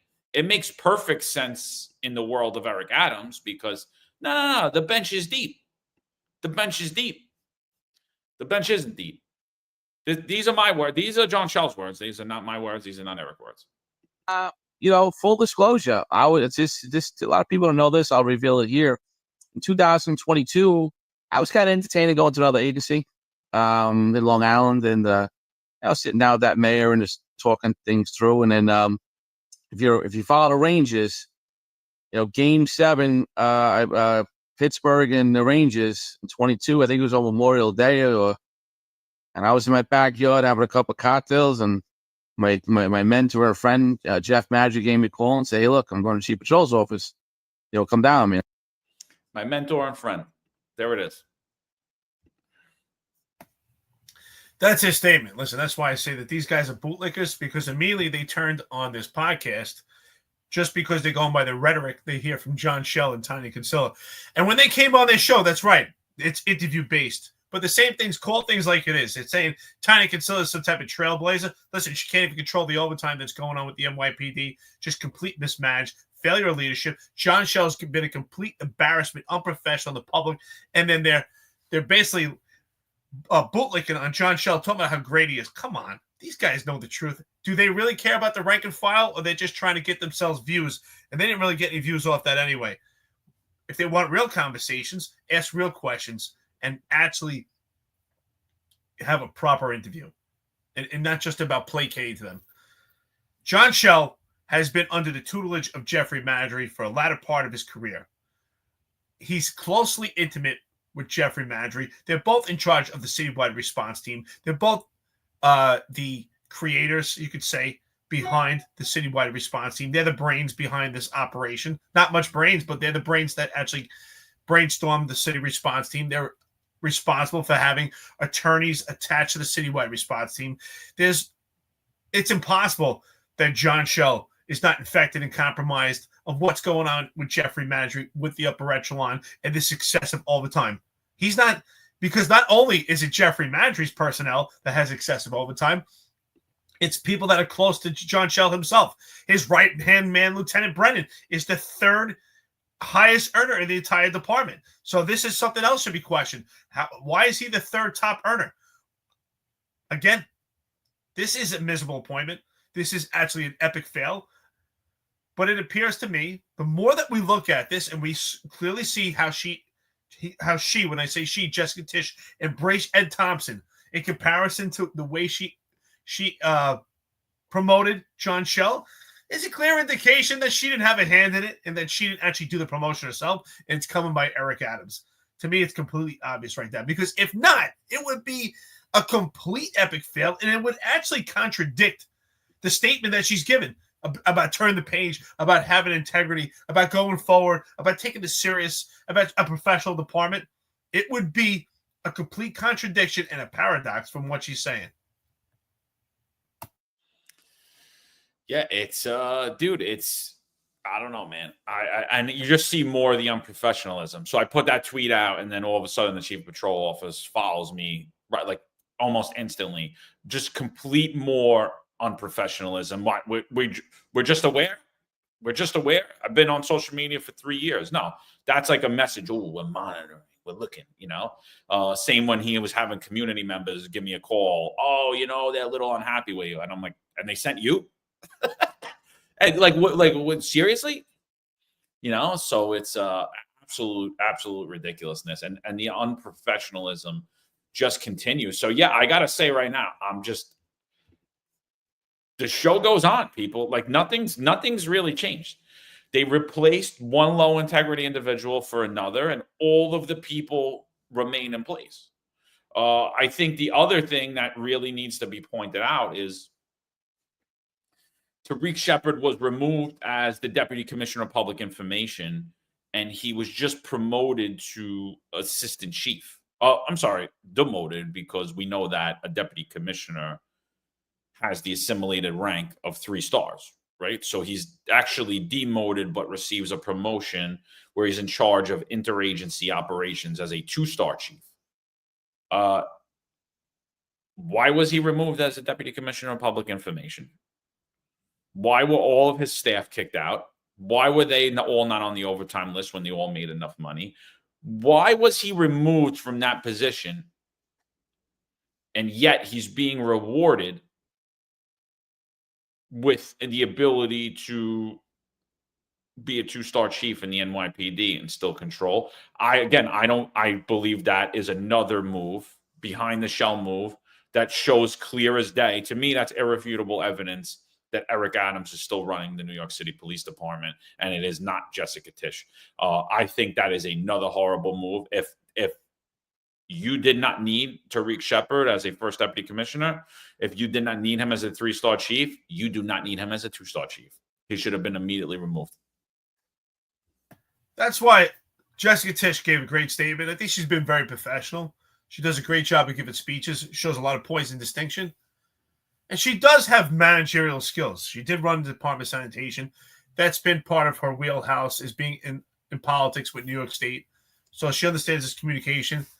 It's apparent she wants maintained integrity. She believes in moral principle. That's obvious. But with that being said, it appears that she's hitting a plateau, that she can only go so far as police commissioner, as she's being suppressed by Eric Adams. It's obvious. It's obvious Eric Adams is still pulling the strings and very selective in how he does it, and still cherry picking who stays and who goes. And ultimately, I don't know if Jessica Tish, with the family that she has and the route that she's looking to go, it's obvious that she's looking to make a further political move in her career. She's kind of alluded to that in conversations and interviews. And that's really what's in her wheelhouse. And I do believe that ultimately the goal would be for her is to run for mayor for New York City eventually. So I don't know if Eric Adams also sees her as potential opposition, and that in some ways he has to try to suppress it.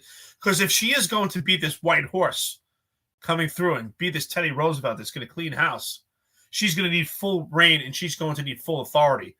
And it's obvious that Eric Adams is only letting her go so far. So he still has control of that leash. So we're at a point where will she break those barriers? And I believe that if she doesn't break those barriers and hits a plateau, what you said earlier, John, will come true. We will see a 5th police commissioner. If Eric Adams continues to operate in this manner, this will not be this will not have longevity to it. Do you think I'm right in that aspect? Do you think that she'll ride it out for her political career? Or do you think she'll make the move if she's not put in that position to carry this out? I think right now she's riding it out and going along with Eric Adams. And I think that's going to come back to bite her in the ass politically, because I think unless she's going to show that she has low integrity herself and squash these investigations so that the stuff never comes out, do her best to cover up the crimes that actually happened and who was directly involved in it. So I think that this is a horrible move on her part, all of this. I think that, we said that we like the appointment because she's not beholden to the salary or beholden to this position.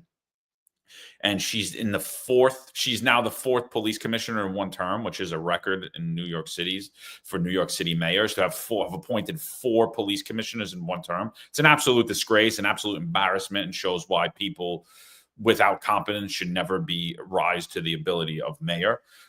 So I think that if she doesn't clean house quickly, this will come back to bite her in the ass. And I'll tell you right now, anything that comes out and happens from this point on is now on you, because you're allowing these people to stay in position and you are bending your own integrity and still continuing to tarnish the rank and file of the New York City Police Department. And all of this, by the way, is really just has brought more hate to the rank and file of the New York City Police Department. It actually makes the job less safe for them, because what do people think about these cops?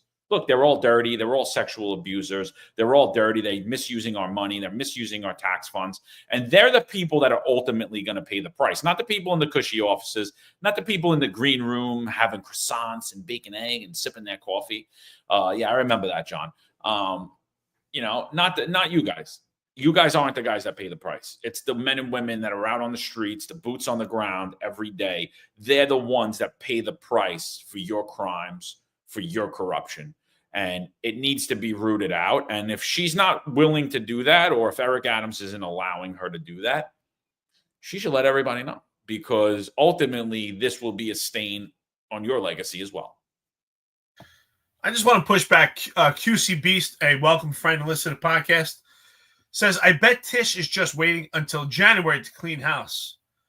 I don't understand why that would be the case. Why wait till January? Why not seize the opportunity? I always believe in strike when the iron's hot.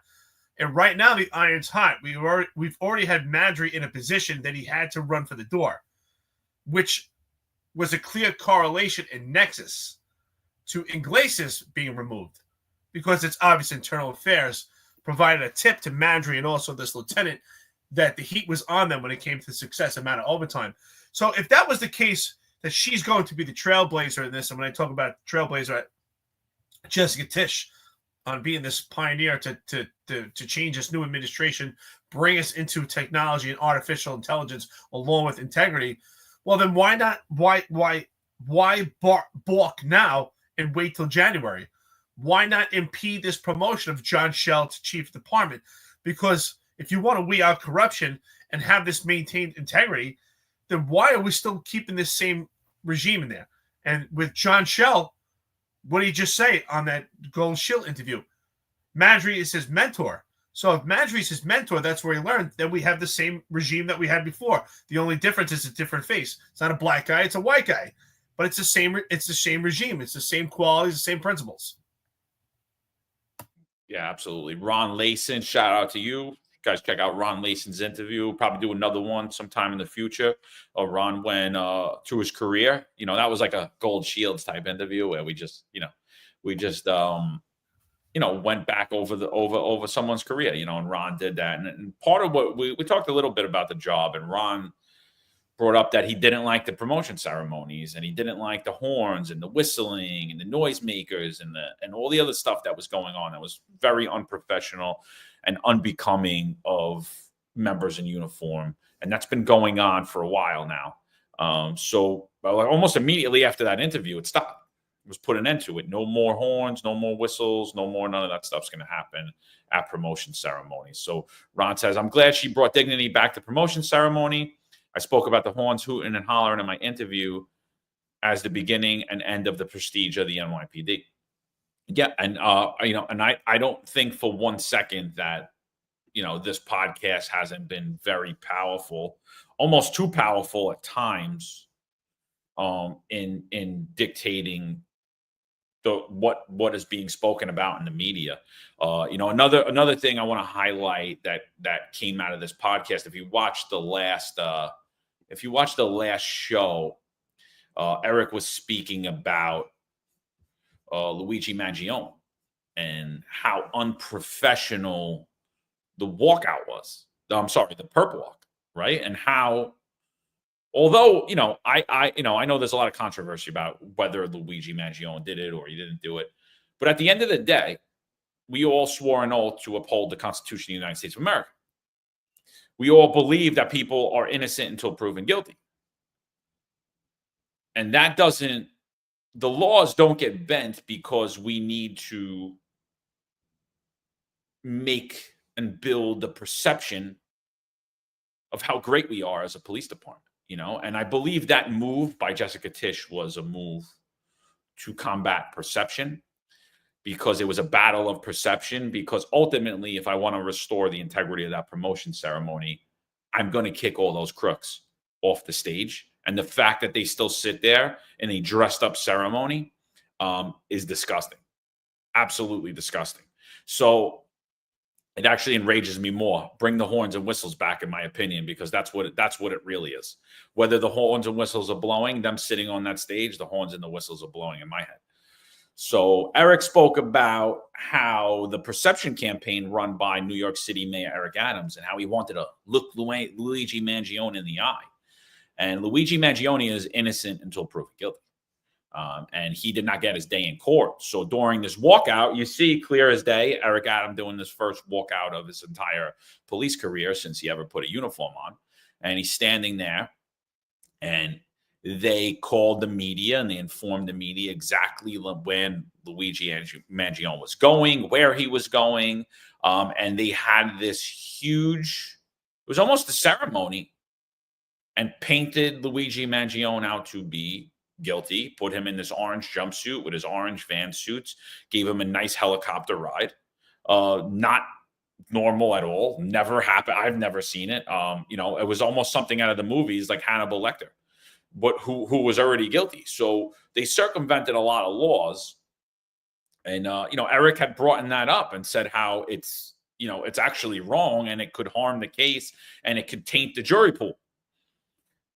And then we hear a statement come out from his attorney, and it literally mirrors word for word what Eric said. So I'm going to play that, and then Eric, I want to get your thoughts. He was on display for everyone to see in the biggest staged perp walk I've ever seen in my career. It was absolutely unnecessary. He's been cooperative with law enforcement. He had been in custody for over a week. He waived extradition. He was cooperative at all accounts. There was no reason for the NYPD and everybody to have these big assault rifles that, frankly, I had no idea was in their arsenal. And to have all of these the press there, the media there. It was like perfectly choreographed. And what was the New York City mayor doing at this press conference, Your Honor? That just made it utterly political. And as Your Honor knows, under Laura v. Charles, the Court of Appeals for the Second Circuit has held it to be clearly established that these staged perp walks to the media, unrelated to a legitimate law enforcement objective, is unconstitutional. And I submit there was zero law enforcement objective to do that sort of perp walk. There's absolutely no need for that whatsoever.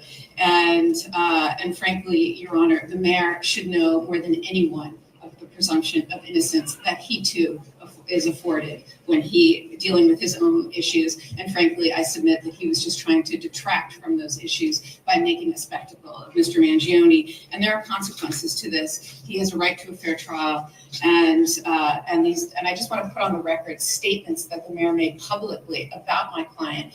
Nothing saying alleged, for example. And he said, I wanted to send a strong message with the police commissioner that we're leading from the front. I'm not going to just allow him to come into our city. I wanted to look him in the eye and state, you carried out this terrorist act in my city, the city of New York that I love. And he wanted to show symbolism.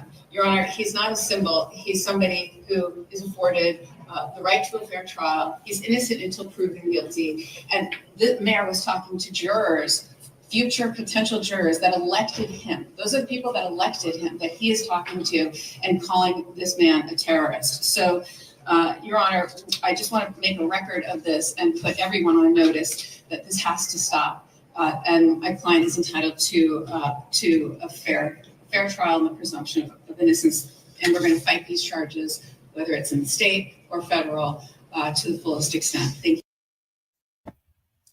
Amazing, Aunt. Shout out to you. Merry Christmas, my good friend.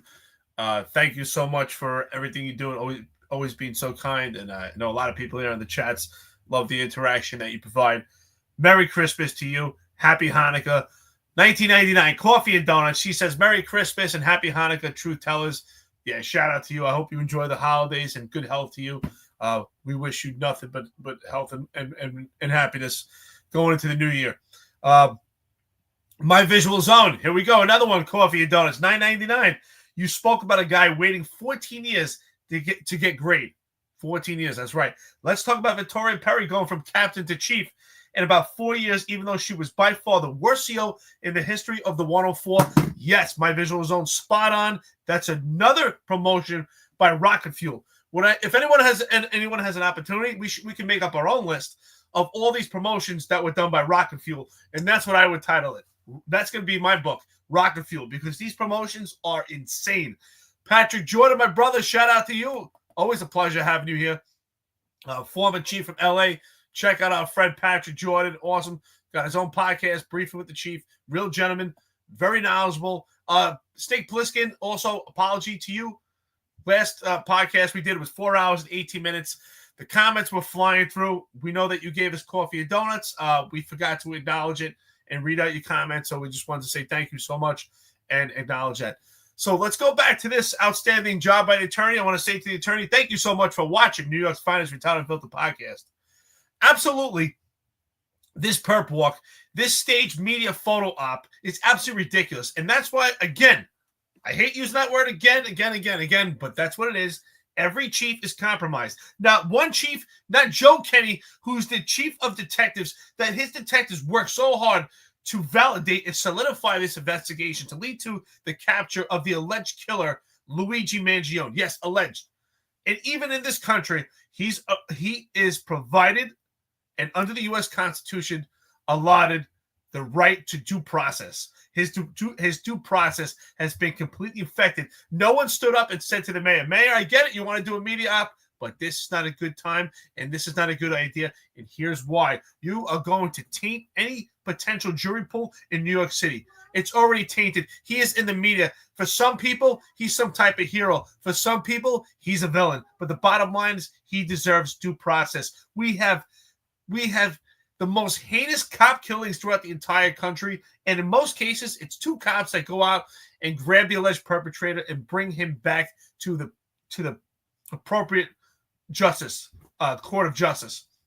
And in this case, This whole media op is just a complete joke and tainted any potential jury pool. And if he is found guilty, this is going to lead upon appeals after appeals.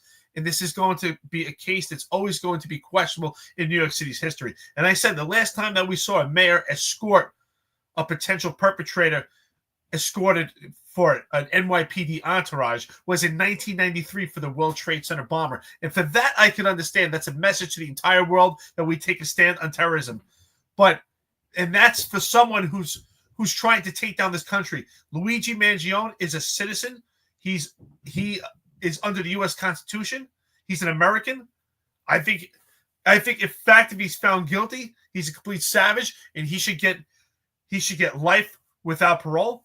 But the bottom line is he still deserves due process, and it's still alleged he's innocent until proven guilty. And Eric Adams, who was supposed to be a cop, knows better, and he tainted any jury pool, and she jumped on the opportunity, and that's what the defense attorney is supposed to do. It's completely shameful because they're more concerned with their own legacy, the media op. It just shows you it's not just Jeffrey Maddrey isolated to a sexual incident. It's this entire administration utilizing their power for their own benefit. All roads lead back to Eric Adams. Always. It always is. He's misusing taxpayer fund and New York City agencies to promote himself now that his matching funds he can't get matching funds. So he's using agencies to promote his great work, basically electioneering, which is illegal. And he's doing that. Eric Adams does not follow the law. We've seen that from day one when he stepped into office, and he enforced an illegal mandate that violated equal opportunity law, the First Amendment, due process, a million different laws. I mean, he just completely flouted all of them. DCAS put down rules that they are not willing to disclose publicly. And that is coming out in the courts, and we're going to continue to see that. And that's what happens.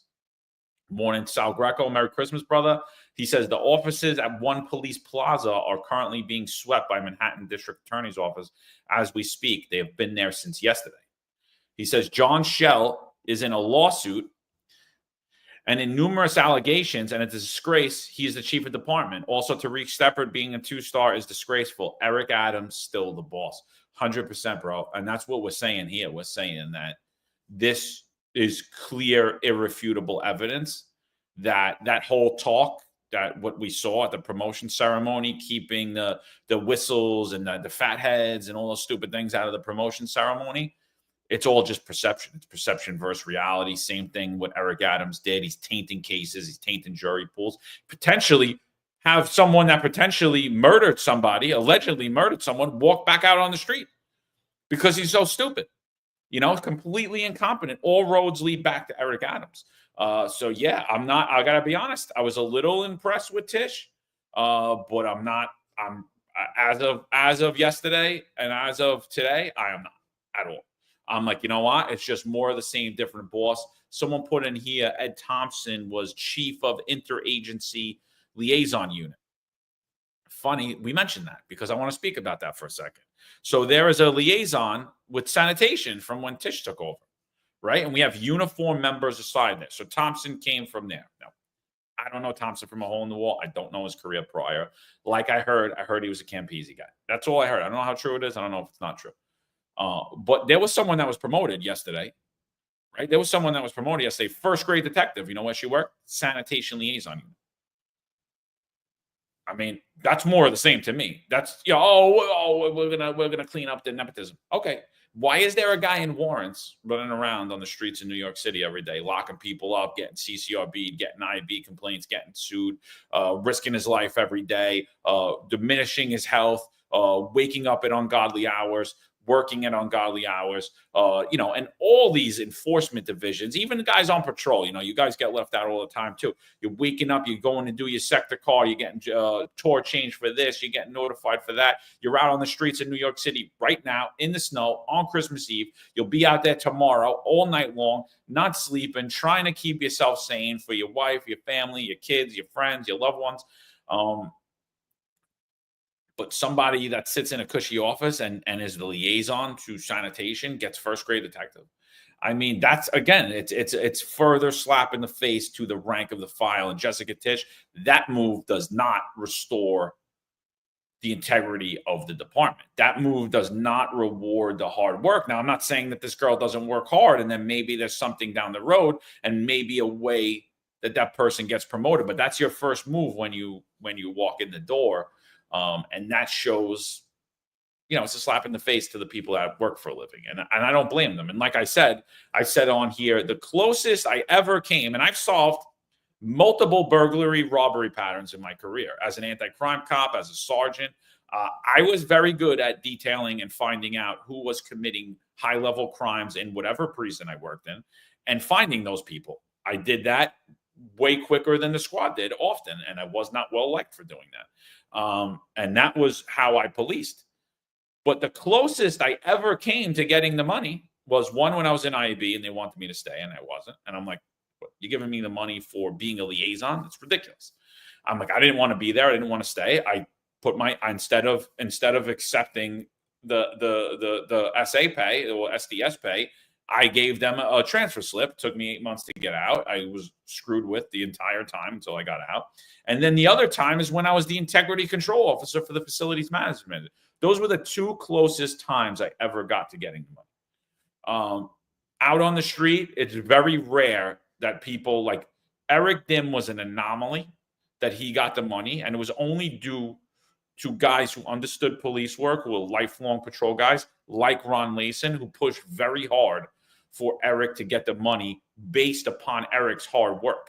It wasn't because Eric had a rabbi or because he knew anybody or he was taken care of. If he was, he wouldn't have been working in the South Bronx. So, I mean, yeah. So, I think when we look at that, I mean, you got to look at, I don't think that Tish is really cleaning house. I don't. I think it's all a perception game. It's a complete perception game. Eric had to step away for 1 minute. So while he does, I just want to bring in what Eric Adams had to say about this Luigi Mangione incident yesterday. Because he's, again, it's all about perception with this guy. And again, I always said anybody that's aligning themselves in this administration, you have to question them. You have to say, why would you go work for this guy unless you're running the police department? I forget the police commissioner that I was tweeting about. I think it was in the 20s. Where he was, when he came in, he just started removing people. He's like, all right, this guy's out, that guy's out. And the mayor at the time said, well, I don't want you to remove them. And he said, well, then go get a different police commissioner. And ultimately removed the person that he wanted out. I forget where it was. And that's leadership. And I don't think because now someone is going to face potentially federal crimes and be charged, that removing them and not the people they surrounded with himself and the people that were completely involved in all of it, keeping them up. I don't think that's integrity, and I don't think that's restoring the NYPD. Let's hear what Eric Adams had to say about this. Of the day, and that is Luigi Mangione arriving back here in New York. First and foremost, why did you feel the need to go to the heliport and actually greet him? This is low. So I was at a conference a few days ago with the top CEOs, IBM, Deloitte. It was a room full of CEOs and governmental officials. And the intentional shooting and the response after really traumatized the entire industry. Not only the CEOs, but the employees. People forget that. And I wanted to send a strong message with the police commissioner that we're leading from the front. I'm not going to just allow him to come into our city. I want to look him in the eye and stated that you carried out this terrorist act in my city, the city that the people of New York love, and I wanted to be there to show the symbolism of that. And shortly after that, the guy's an idiot. He's a complete dude. He's a complete moron. And again, he manipulates everything. Eric Adams is a character. He's a character. And that's why I said I watched, and we're going to play it here. But I watched his interview yesterday, his one-on-one interview, where he's questioned about, it's so peculiar, right? He's questioned about the resignations. And I thought it was a great, simple question. And an honest answer would be complete opposite to what Eric Adams stated. Don't you think it's not normal or it's abnormal, out of the ordinary, that you have all these resignations in your administration and include the NYPD? And he said, no, it's normal. It's government. No, look who's staying. He everything in this administration is about deflection. Well, you look at the resignations, but look at all the people that didn't resign. I mean, is that really how we look at things? This is Eric Adams. Manipulation, deflection, gaslighting, anything but transparent, anything but honest. Logic's Finest says something good right here. And it's a good comment. And you know what, Logic's Finest, I have to, I think you make a great point. He says, John, I called it from day one. You were speaking here. I called it from day one. Right here, Jessica Tish is an Eric Adams rubber stamp. More of the same. Someone that corrupt can't bring in a person to clean his corrupt house. Yeah, you know what? I agree and I disagree in some aspects. I agree that you can't, if you're corrupt, you can't bring in someone to clean your house. But he's also in a pickle right now where he's willing to bury everyone to get himself a pardon, which is basically to be an admission of guilt, him buttering up to Donald Trump and becoming this MAGA Eric and change his stance completely. But at the same token, I do believe that putting Jessica Tish there, maybe he was knowledgeable enough to know how far she would go because he knows her as the commissioner of sanitation. He has a relationship with the family. She was already working for the NYPD. So maybe he already had knowledge on how far he could go with this. I don't think she's necessarily a rubber stamp, but I don't think she's the white horse I've been hoping for. And it's not that we're bamboozled. I don't feel that I'm bamboozled, but I've been hoping. You know, that's why we do this podcast. It's not because we hate policing, because we love it. We want a better version of the police department. So I've been hoping that she would be that person that with the backing of the 43rd richest family, that she would have that backing. But again, we see her family was a failure with the Giants. So, I mean, it could be. I think you got a great point here, Logic Finance. Merry Christmas, by the way. You always have great comments. Raphael Martinez, big hit. Thank you so much, brother. I really appreciate it. I wish you a Merry Christmas. I hear great things, by the way. Spalta Hassan says great things about you, brother. $100, a lot of coffee and donuts, Baker's dozens. Here we go. Merry Christmas, John. Happy Hanukkah, Eric. Hand salute. A salute to you too, brother. John, have you watched Infernal Affairs yet? John, you got to watch it, right? I think I didn't watch it. It's on the list. It's Departed. It's not a Christmas movie. It's not called Eternal Affairs. LOL. That's right. It's called Infernal Affairs. Eric Devil Dog. Hey, Sepify, my brother. My bourbon of choice is Maker's Mark. Good choice. I like Maker's Mark. My favorite, I've always talked on here. Four Roses, Basil Hayden, and Old Forester. Check them out. Good. We got to have a cigar and some bourbon together, brother. And but lately, the Japanese whiskey has been Hibiki Suntory. Try it. God bless. Yes, I like Japanese whiskey. I really like hot sake. If I'm going out for sushi, I definitely like hot sake. Yeah, but good way to go, Raphael Martinez. Thank you so much, brother. I really hope you have a Merry Christmas. God bless. Thank you so much for donating so much to this podcast. I know you have to take care of your own families and friends around Christmas. But, I going back to the comment here on Logic's Finest, I do agree a portion of what you're saying and don't agree. And I hope that she could push back, but I don't see it right now. I know I was thinking at first maybe putting John Chell as the chief of department could be a chess play to put the eyes on him. But seeing the way she embraced Edward Thompson and her speech and what she said to the dais leads me to believe it's not a chess play and she's actually been leveraged. So I think it was Yvette. Maybe it was Yvette, or I think it was Sherry who was saying that this might be her leverage. I don't know. It looks like that Eric Adams has the leverage on her. So we're really in a precarious point here. I want a better version, but we're just not getting there. We can't cut out some of the infection, and then we still have a tainted pool because it's just going to spread again. And we're not cleaning out house. We're not. We're just sweeping the broom and pushing it to the side. Oh, absolutely. It's just all perception. Raphael, thank you, brother. Merry Christmas to you. So before we go back into this, I know we're going on 2 hours. We got a couple of things. We'll go back into Eric Adams real quick. I just want to highlight this real quick because it's just something it's a completely outlandish. So New York City subways, all right? This is New York City subway. Murder rate since 2019 versus 2024. You ready for this? Murders up 367.91% in transit, right? New York City subways. The rape rate is up 29.98%. The robbery rate is up 32.17%. The felony assault rate is up 149.27%. The total violent crime rate, 79.94%. Every single category of violent crime is at least 30% higher in 2024.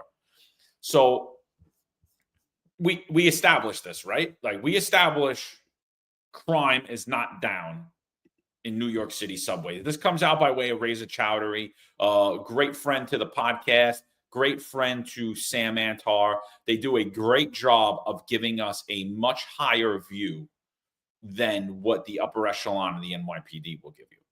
So they show you exactly what's going on while these people are continuously pushing this crime is down narrative.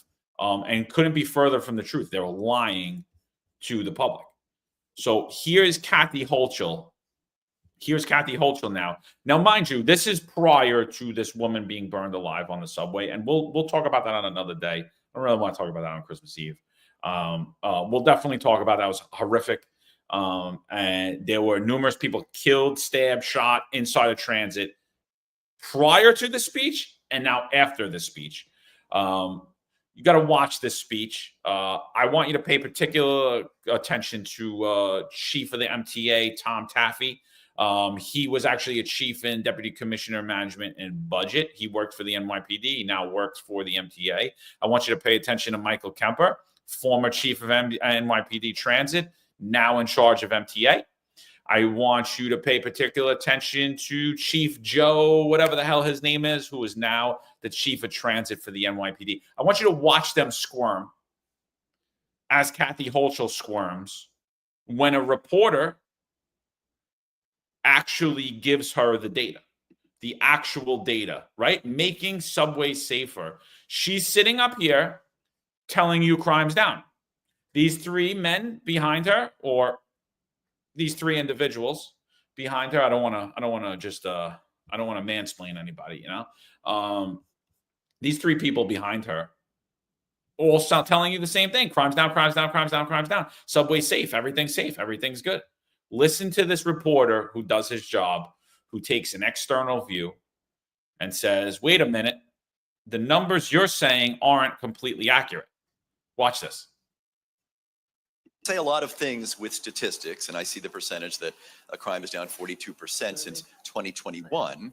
But if you look back to pre-pandemic, and I know you like to say that overall crime is down 12% since the pandemic, but murders are up 200%, felony assault is up 55%, and burglary is up 140%.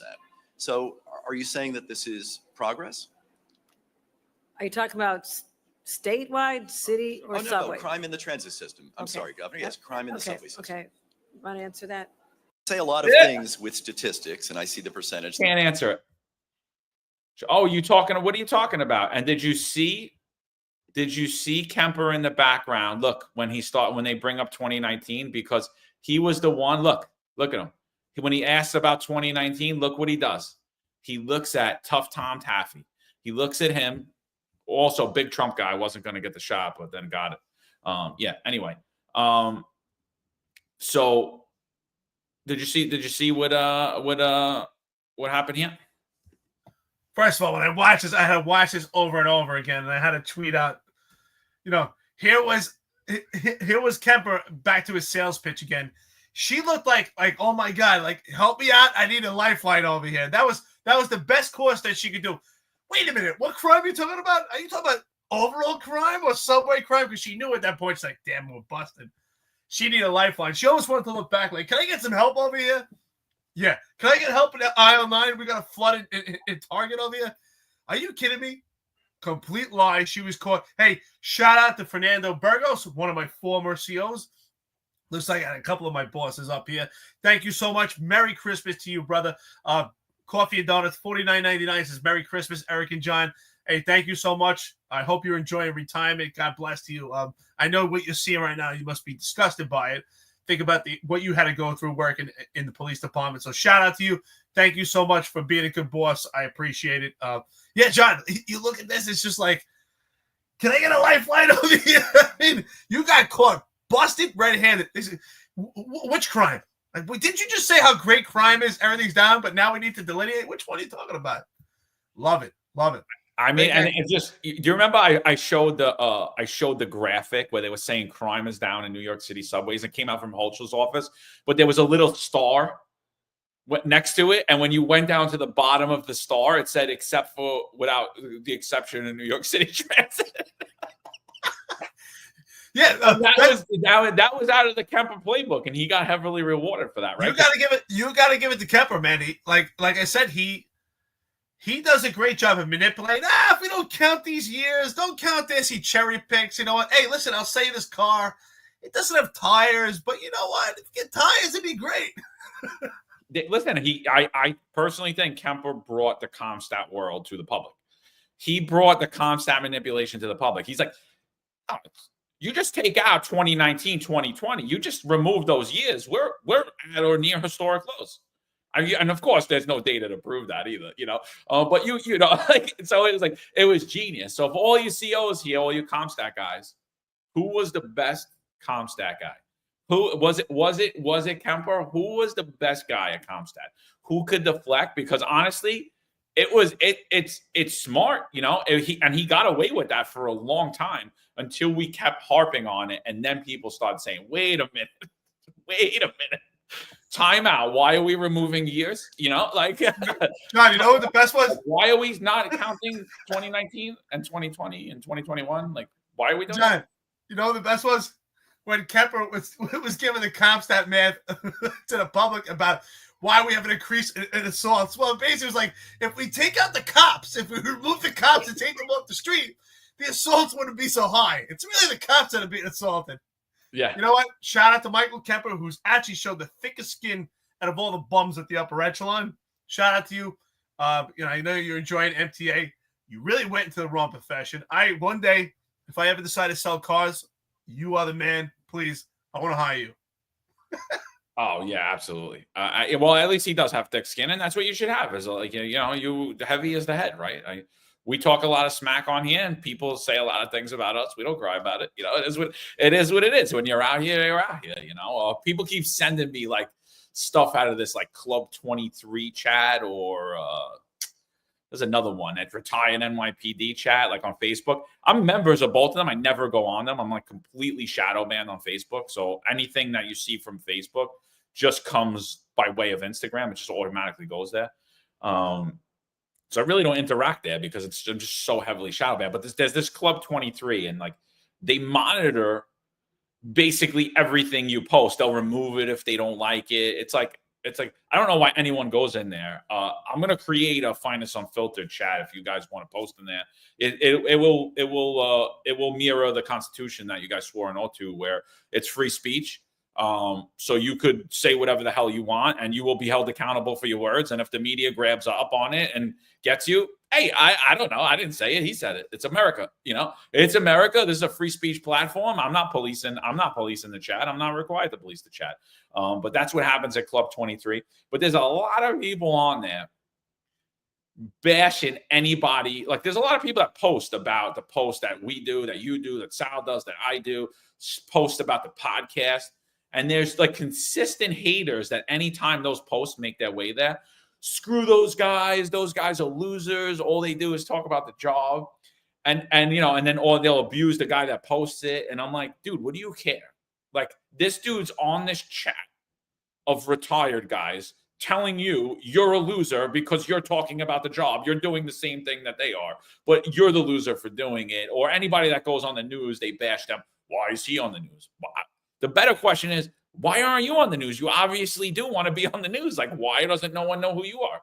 Like, and so like, I just think that is the funniest thing. So shout out to Club 23 and NYPD Retired, not free speech platforms.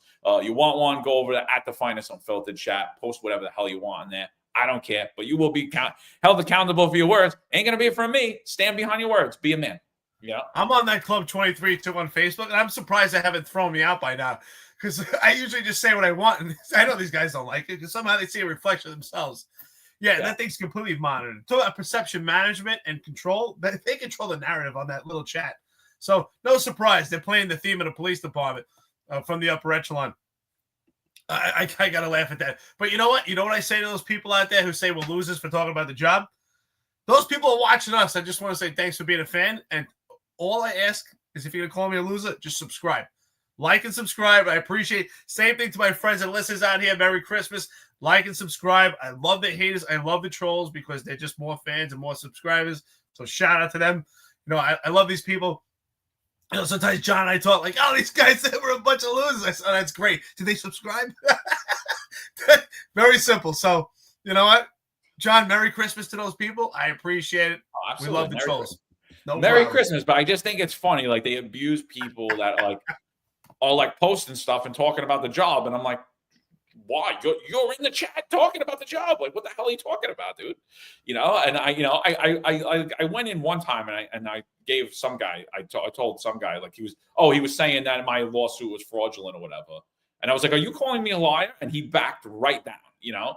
And so I'm not even getting involved in these stupid like tit for tats. I'll post what I want. I usually, you know, and I tell everybody that post and ghost. Who cares? I post it.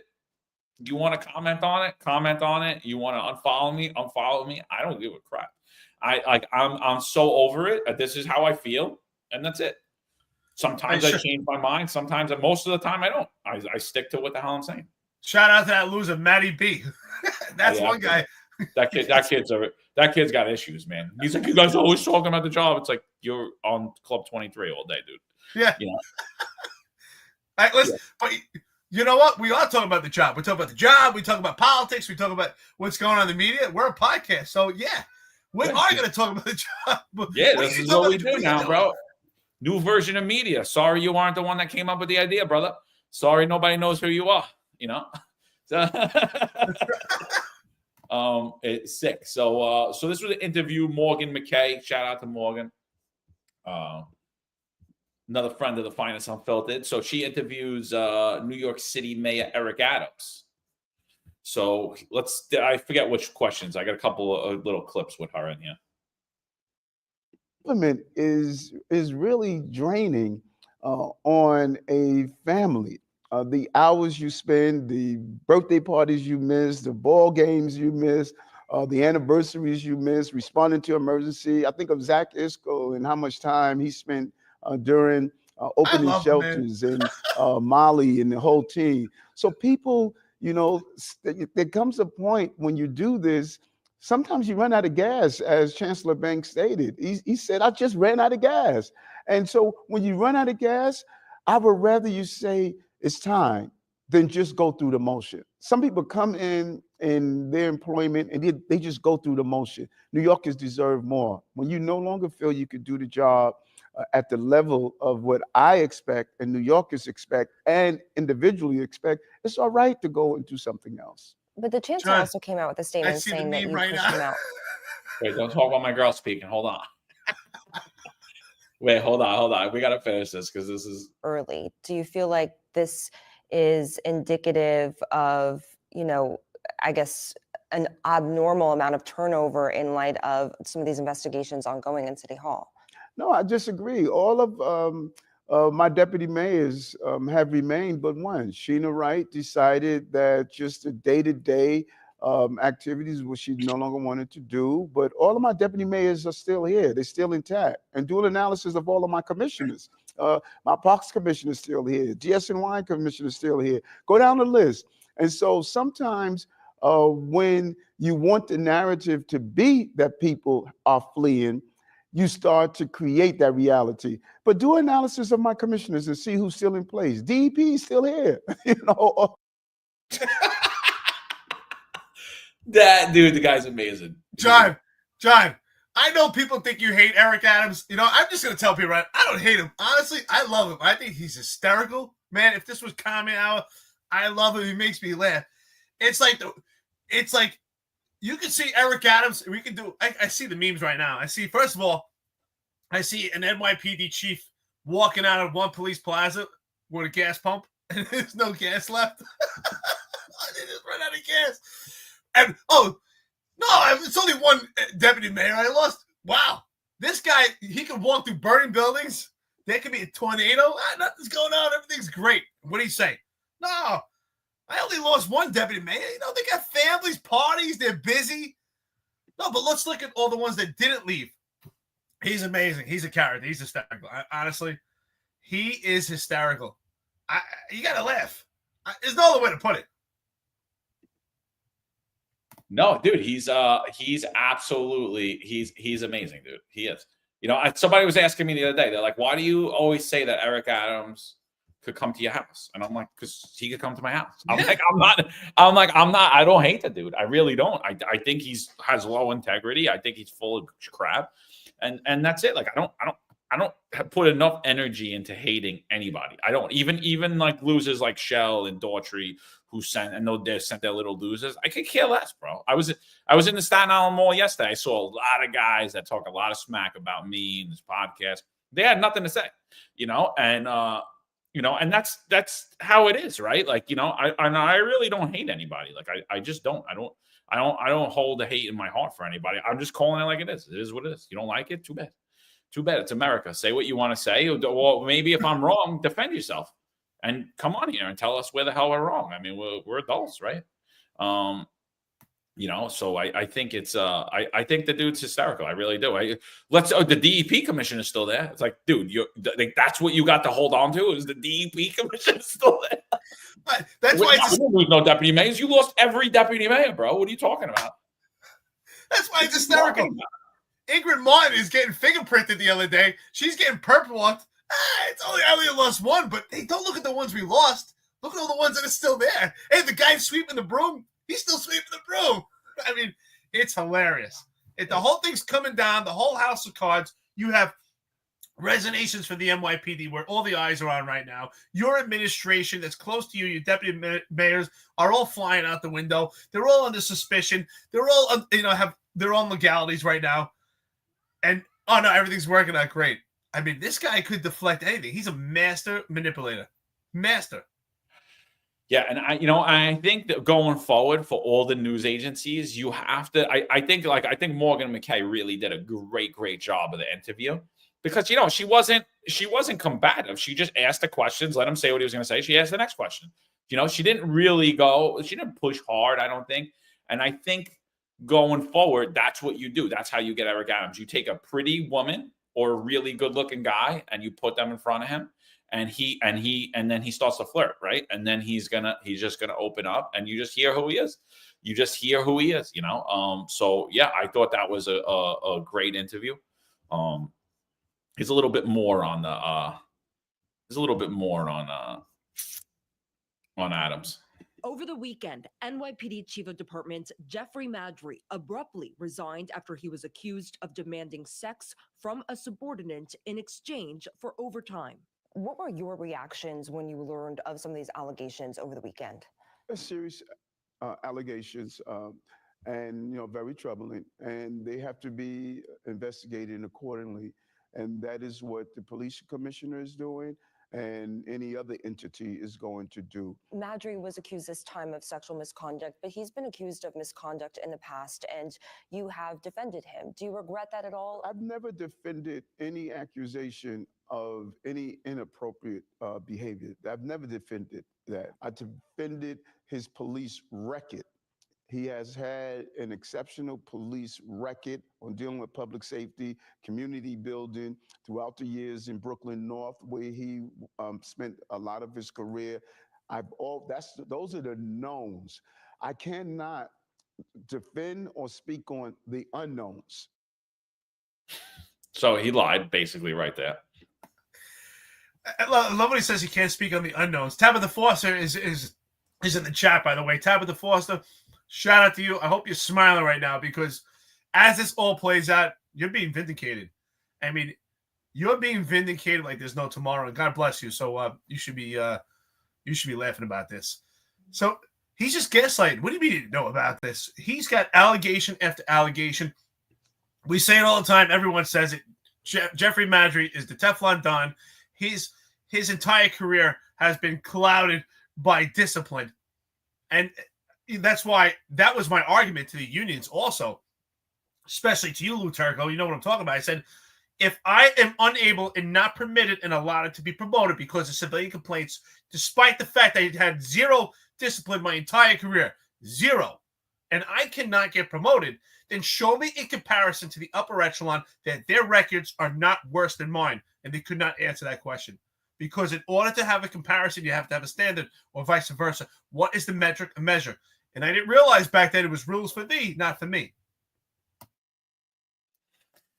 Yeah, absolutely. It's wild, dude. He says he's never defended Jeffrey Maddrey, which is a complete utter lie, because he defended Jeffrey Maddrey when Kee Chan-sul was going to discipline him, right? He defended him in the media.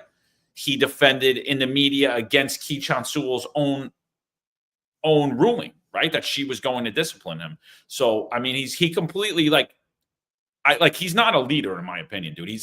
Again, I made a horrible mistake, and I apologize to the Gotti family. I do. I apologize. This man is no John Gotti. John Gotti never broke off of who John Gotti was. John Gotti thought he was a gangster. He acted as a gangster. He lived as a gangster. He died as a gangster. He stayed as that life. He never went back on who he is. Eric Adams is burying all of his people. John Gotti never said boo about any of the people, even the people that said things about him, he never said anything about. Eric Adams is literally, like, Jeffrey Maddrey is one of his closest allies. He just completely distanced himself from that interview, and he lied. He lied on doing it. I never defended him. No, I don't know. I don't know the unknowns. I don't really know Jeff. I only know him since I'm a kid, but I don't really know Jeff. Completely distanced himself from all of his people. He's the Henry Hill of New York City politics. He is not the John Gotti of New York City politics. Completely not a leader at all. He doesn't stand up at all. He is his literal term of mayor should be in a whole leadership course.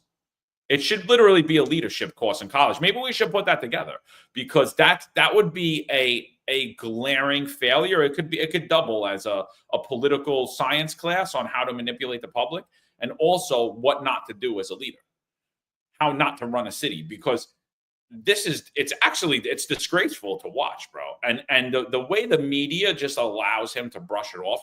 And that's why when we seen each other, Eric, at that LBA meeting, I was talking to the trustees, and what I said was, this is prior to Eric Adams getting in office, when they were talking about that they were gonna endorse him. And I'm like, this guy's gonna be Bill de Blasio on steroids.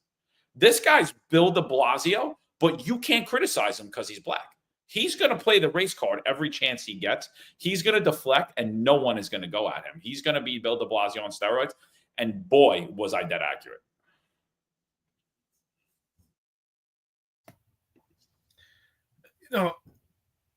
I agree. I've been saying for years that leadership is a trained skill. There are some outliers who are just born with it.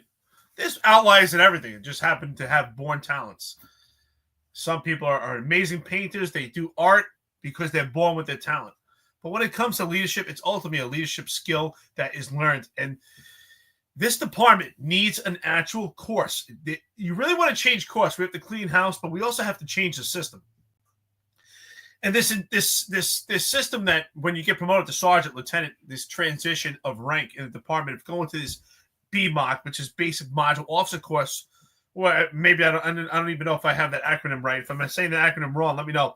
But basically, it's a month seminar, and I think we should completely do away with that. It should be 3 or 4 days at most. It would cost the city a lot less money, where you go to maybe West Point or another location where you get actual leadership training, just leadership. Maybe 3 or 4 day course and a couple of books as recommendations to read. And those are the skills you need. But to spend an entire month on seminars, first of all, is a waste of taxpayer money. You don't need that long, but you really want to get these guys out. Give them a couple of days of real hardcore, extensive leadership training specifically, and then you can put these guys out and learn. But you know what you can't teach, John? And what you talk about when it comes to Eric Adams, you can't teach integrity. When it comes to that, it's either in your soul or not. And Eric Adams just does not have it in his soul. His entire political career, he's been under suspicion. He is a scoundrel person. He's an unscrupulous man. Absolutely, my friend. Rumble had a big day yesterday. I don't know if it's going to stay up. Rumble stock rose 90-something%. I think it was because of a large buy from a company I don't know. I just saw that. We're up on Rumble too. We don't get much traction there either. We have been growing a little bit. But yeah, no, I agree. It's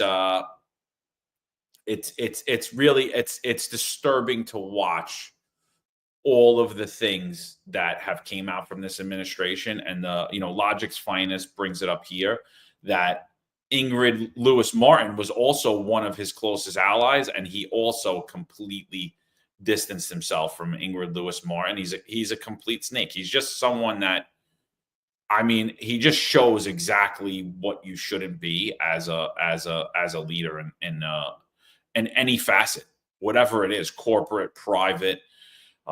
He's just not somebody of integrity at all. Like the lowest version of integrity I think there is.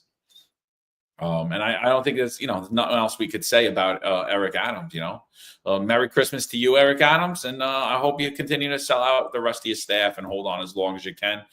Jessica Tish, if you continue to stay with him and follow the things he's telling you, you also will be you also will go down in the fray too. So, and I'm fully confident in that. Let's start to wrap this up. I think we went a little longer than we should have. Christmas Eve, spend some time with family. What do you got before we go? Anything you want to talk about? I know we wanted to keep this light today, but it's kind of hard because there's just so much information coming in when it comes to New York and the NYPD and correlation together.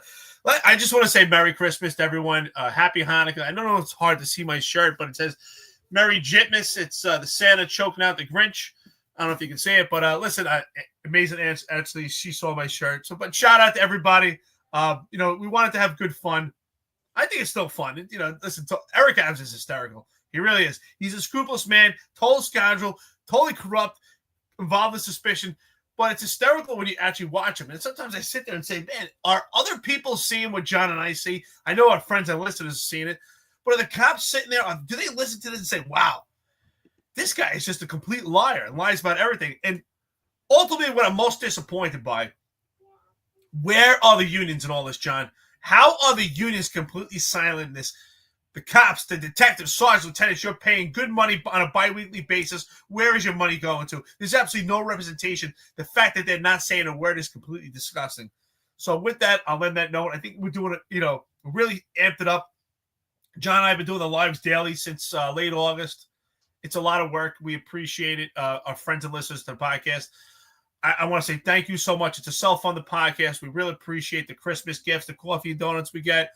We really appreciate putting your hand in your pocket. We put a lot of work into this, and we thank you. And I know you put a lot of work also actually sitting here with us, friends and listeners, trolls and haters. Thank you so much. We're getting close to the end of the year. January 2025, we're coming in strong. And, I can't thank you enough. I never thought this podcast would morph into this manner. I know John and I both had our different courses in life. He was combating the mandate and fighting for people that have religious beliefs along with other people here like Celia Batista and many others. And I myself was fighting the hypocrisy and the overzealous civilian complaint review board, completely biased in the state towards police. It's Sal Greco has his case of wrongfully terminated, and Marlon Bethel was terminated. I mean, we are just a pea in the pod, and just numerous people have been wronged by the police department because ultimately we're all a part of general population. And in order to make a change, we have to put our feet to the ground. And if it takes opposition, if it takes trolls, if it takes hate, I'm willing to do it. We're doing it. John's willing to do it. And we've become desensitized to it. At the same token, it's necessary. It's necessary to walk through the gutter and walk through the sewer in order to make changes. So ultimately, I hope Jessica Tish can make these changes at the top right now. I do not have my faith in it. I just don't, honestly, because we see how this is playing out. So Jessica Tish, my message to you as the police commissioner, the first female Jewish police commissioner, because that hasn't been mentioned yet. If you really want to make change and you really want to become this white horse and this Teddy Roosevelt and fight corruption, well, then you need to put opposition and fight towards Eric Adams because he's your biggest hurdle. And if you allow him to have the leverage and not be the authority figure that you need to be, then it's going to taint you yourself. So do not allow Eric Adams to put you in that same tainted pool because that will change your life and change your legacy. So with that being said, I want to say, John, thank you so much. As always, brother, I hope you and your family enjoy Christmas and stay warm in New York. And shout out to everybody out there. Enjoy Christmas Eve and Christmas Day. And thank you so much for the kind words, everyone. Let's keep rocking. Yeah, guys. Merry Christmas. Thank you, everybody. It's been a hell of a ride the last 2 years or 3 years, actually. Crazy stuff. Podcast I knew would be kind of successful. I didn't realize how. But I think the thing I didn't realize is the network and the community, and as Annette said, the family. And there's so many people behind the scenes making sure that we get this info. And really what we've turned into is a check and balance, not only for the job, but for the media as well, right? Because they know whatever they're getting, I'm getting, Eric's getting, Sal Greco's getting. And so they know they have to put things out in a timely manner, and they can't hold and sit on things and not put things out, because we're going to make them look stupid. We're going to put it out and people are going to say, whoa, why is the media not reporting on this? So, yeah, One Eye Willie says, hit the like button. If you guys could absolutely do that, if you guys could share out the space, like the space, hit the like button. We appreciate you. Subscribe. I think it's been a hell of a ride. I think we're going to have another Christmas movie coming up soon. I put out just a little feeler for if any publishers would be interested in the book Crumbs. And I already got a lot of people that have shown and expressed interest in it. So I'm grateful for that. Here's just a little note. I think this is going to be a Christmas movie too. I think down the road, it'll be a Christmas movie. So there's a little something I wrote. I said, Crumbs, the fall from grace of New York City Mayor Eric Adams. Now, his story's not done yet. So the book's obviously not done yet. His story's not done. But this is what I see for the book. Crumbs delves into the tumultuous tenure of New York City Mayor Eric Adams, focusing on the sprawling web of corruption and scandal that has engulfed his administration, particularly within the ranks of the NYPD. Crumbs isn't just about the fall of the mayor. It's an examination of power, corruption, and systemic issue within city governance. Through interviews, court documents, and analysis of public record, the book paints a picture of how ambition and possibly unchecked power can lead to significant ethical lapses. It questions the oversight mechanisms in place and what future might hold for political integrity in New York City. The book aims to be a cautionary tale, a detailed narrative that serves as both a critique and reflection on the need for transparency, accountability, and reform in urban politics. It concludes by pondering what lessons can be learned from Adam's saga to prevent future crumbs of corruption from becoming larger issues. So that's just the basis of what we see as it. Shout out to Tabitha Forster. Eric Adams defended and promoted Marjorie despite my claims and completely disrespected me. Absolutely. That is exactly what happened, Tabitha. And you need to be vindicated, not only here, but in the courts. And just a quick notes about New York City courts. It's become very apparent, I think, to me, throughout this whole mandate process and through getting to know victims of sex crimes and victims of abuse, particularly women that were abused in the NYPD. And it's not just Tabitha. There's actually a lot of women, and it's not just Latina Brown either. There's a lot of women that are afraid to come out. There's a lot of people who have reached out to us to ask advice, but it's become glaringly apparent to me these past years, is that we are a criminal-centric society in New York City. There's only recourse for criminals. If a criminal accuses a police officer of something, if a criminal, someone who committed a crime, accuses the city of New York of wrongdoing, there are so many outlets for that criminal to seek justice, that person that did wrongdoing. However, actual victims from New York City, people like myself, people like Marlon Bethel, people like Tabitha Forster, people like Sal Greco, people like Derek Dim, people like all of us that were wronged by New York City have no recourse in the courts. And just because the judge says they're not going to hear a case or they're going to throw out the merits of the case does not mean that case does not have legal standing. It's just New York City is a criminal-centric society, and they don't want to hear it. They don't want to hear, oh, a cop could be religiously discriminated against. Can't happen. Oh, a cop could be sexually harassed. Can't happen. They don't want to hear anything when it relates to a police officer. So judges are highly oversensitively concerned about people that do wrongdoing. And we see time and time again, the ultimate hypocrisy to me is that I've come to find out in this whole time is that New York City will give basically anyone who sues money, except for the people that they actually harm. Except for the citizens that they actually harm. When New York City actually destroys your religious freedom, when they take away your bodily autonomy, when you're sexually harassed, when you're coerced, when you're a cancer survivor and you have men in positions of power misusing their authority and taking advantage of you because they can't get laid other than using their authority, when that happens to you, there's no recourse for you because you're not a criminal. And New York City will fight that tooth and nail. And not only will they fight that tooth and nail, they'll spend taxpayer money to wrongfully and illegally give these people legal representation. But for us, we're thrown out in the cold with no legal representation. We're thrown out in the cold with no course of there's no recourse for us to receive justice for what has happened to us or payment. So that's the ultimate hypocrisy to me. So I apologize to you, Tabitha, because that is a failure on all of us. And as someone who was in NYPD management for over a decade, I take full responsibility for it because there were things I wasn't aware of and I should have been.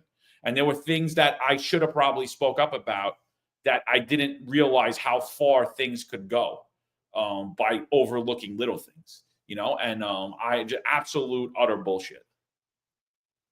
Yeah, that's why I said shout out to Tabitha. What I learned about this department is that if you actually give your criticism while you're active or in retirement, like ourselves, you get smeared and slandered, and that's how it gets manipulated. And ultimately, internal affairs is meant as a blanket of protection and their henchmen for the upper echelon. And any cop that gets disciplined, it's deflection from the upper echelon. So good job fighting back, Tabitha Foster. Shout out to you for vindication. Merry Christmas. I mean, this is probably a great Christmas gift. Popeye, damn it. Shout out to you, brother. I apologize. Popeye, damn it. He gave us some coffee and donuts a couple episodes ago, and we didn't shout it out, and we didn't read the comments. I'm sorry, my brother. You've been a great friend to the podcast. He writes, I'm not a loser. I'm an asshole. Eric, I tried to send $2 so you would notice. LOL. Dude, I'm so sorry. I hope you have a Merry Christmas. Thank you so much, brother. I appreciate it. Sometimes these comments are flying in. I know John's like, I'm an hour and a half behind. So that's why sometimes we're not being rude. You'll see me looking down or John looking down. We moderate this ourselves. So I'm trying to look at the comments and trying to get the information at the same time. So thank you so much. And brother, we appreciate it. And and like I said, you know what? Anybody that's been wronged, if you're a woman and you're mistreated, and if someone puts their hands on you and hits you, and then you make a claim and fight back, and then you get totally speared for it, well, shame on them. And this is why we have to stand together. And it's not just that. It's all aspects. The bottom line is that this particular administration, just weak people who are insecure and don't have the ability are dangerous. And this administration has shown that. Yeah, absolutely. All right, guys, 2 hours, 42 minutes, Christmas Eve morning. Have a Merry Christmas. Have a happy Hanukkah, happy holidays, happy Kwanzaa, whatever you guys celebrate it. Take time to give thanks. Sally Batista says it's God, guys. It's God. I agree 100%. I think that you couldn't have put things together. Nobody's this smart. Nobody's this perfect. The timing of things, I can't not look at the timing of how things play out and say that the timing of nearly everything that has happened of these 4 years has been perfect. It hasn't been my timing. It hasn't been any of our timing, right? It's not our timing that counts. So yeah, I absolutely appreciate it. Eric, thank you as always for taking the ride. Guys, we will be back on Monday morning. Oh, what's Monday morning? Are we good Monday morning? I don't even know what day is anymore, but sounds good to me. I'm in. Yeah, Monday morning we'll be back. And like I said, throughout past New Year's, a couple of days, New Year's will be a little flimsy. After the second week in New Year's, we'll be back Monday to Friday on our regular schedule. But for now, just stay with us. yeah, let's keep rocking out, everybody. Merry Christmas. right. God bless. Yeah. Yep. Semper Fi. Let's go. Semper Fi, baby. All right, guys.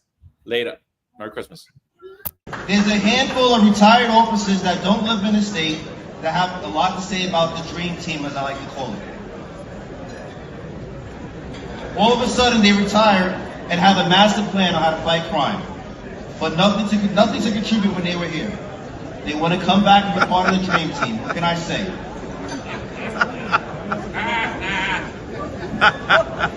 Law enforcement professionals dedicate their lives to serving and protecting our community, but who's protecting their financial futures?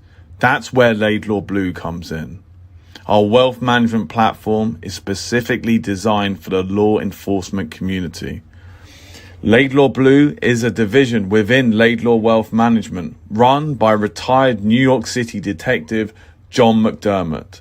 His status as a retired detective uniquely positions him to establish a deep connection between Laidlaw Blue and the law enforcement community.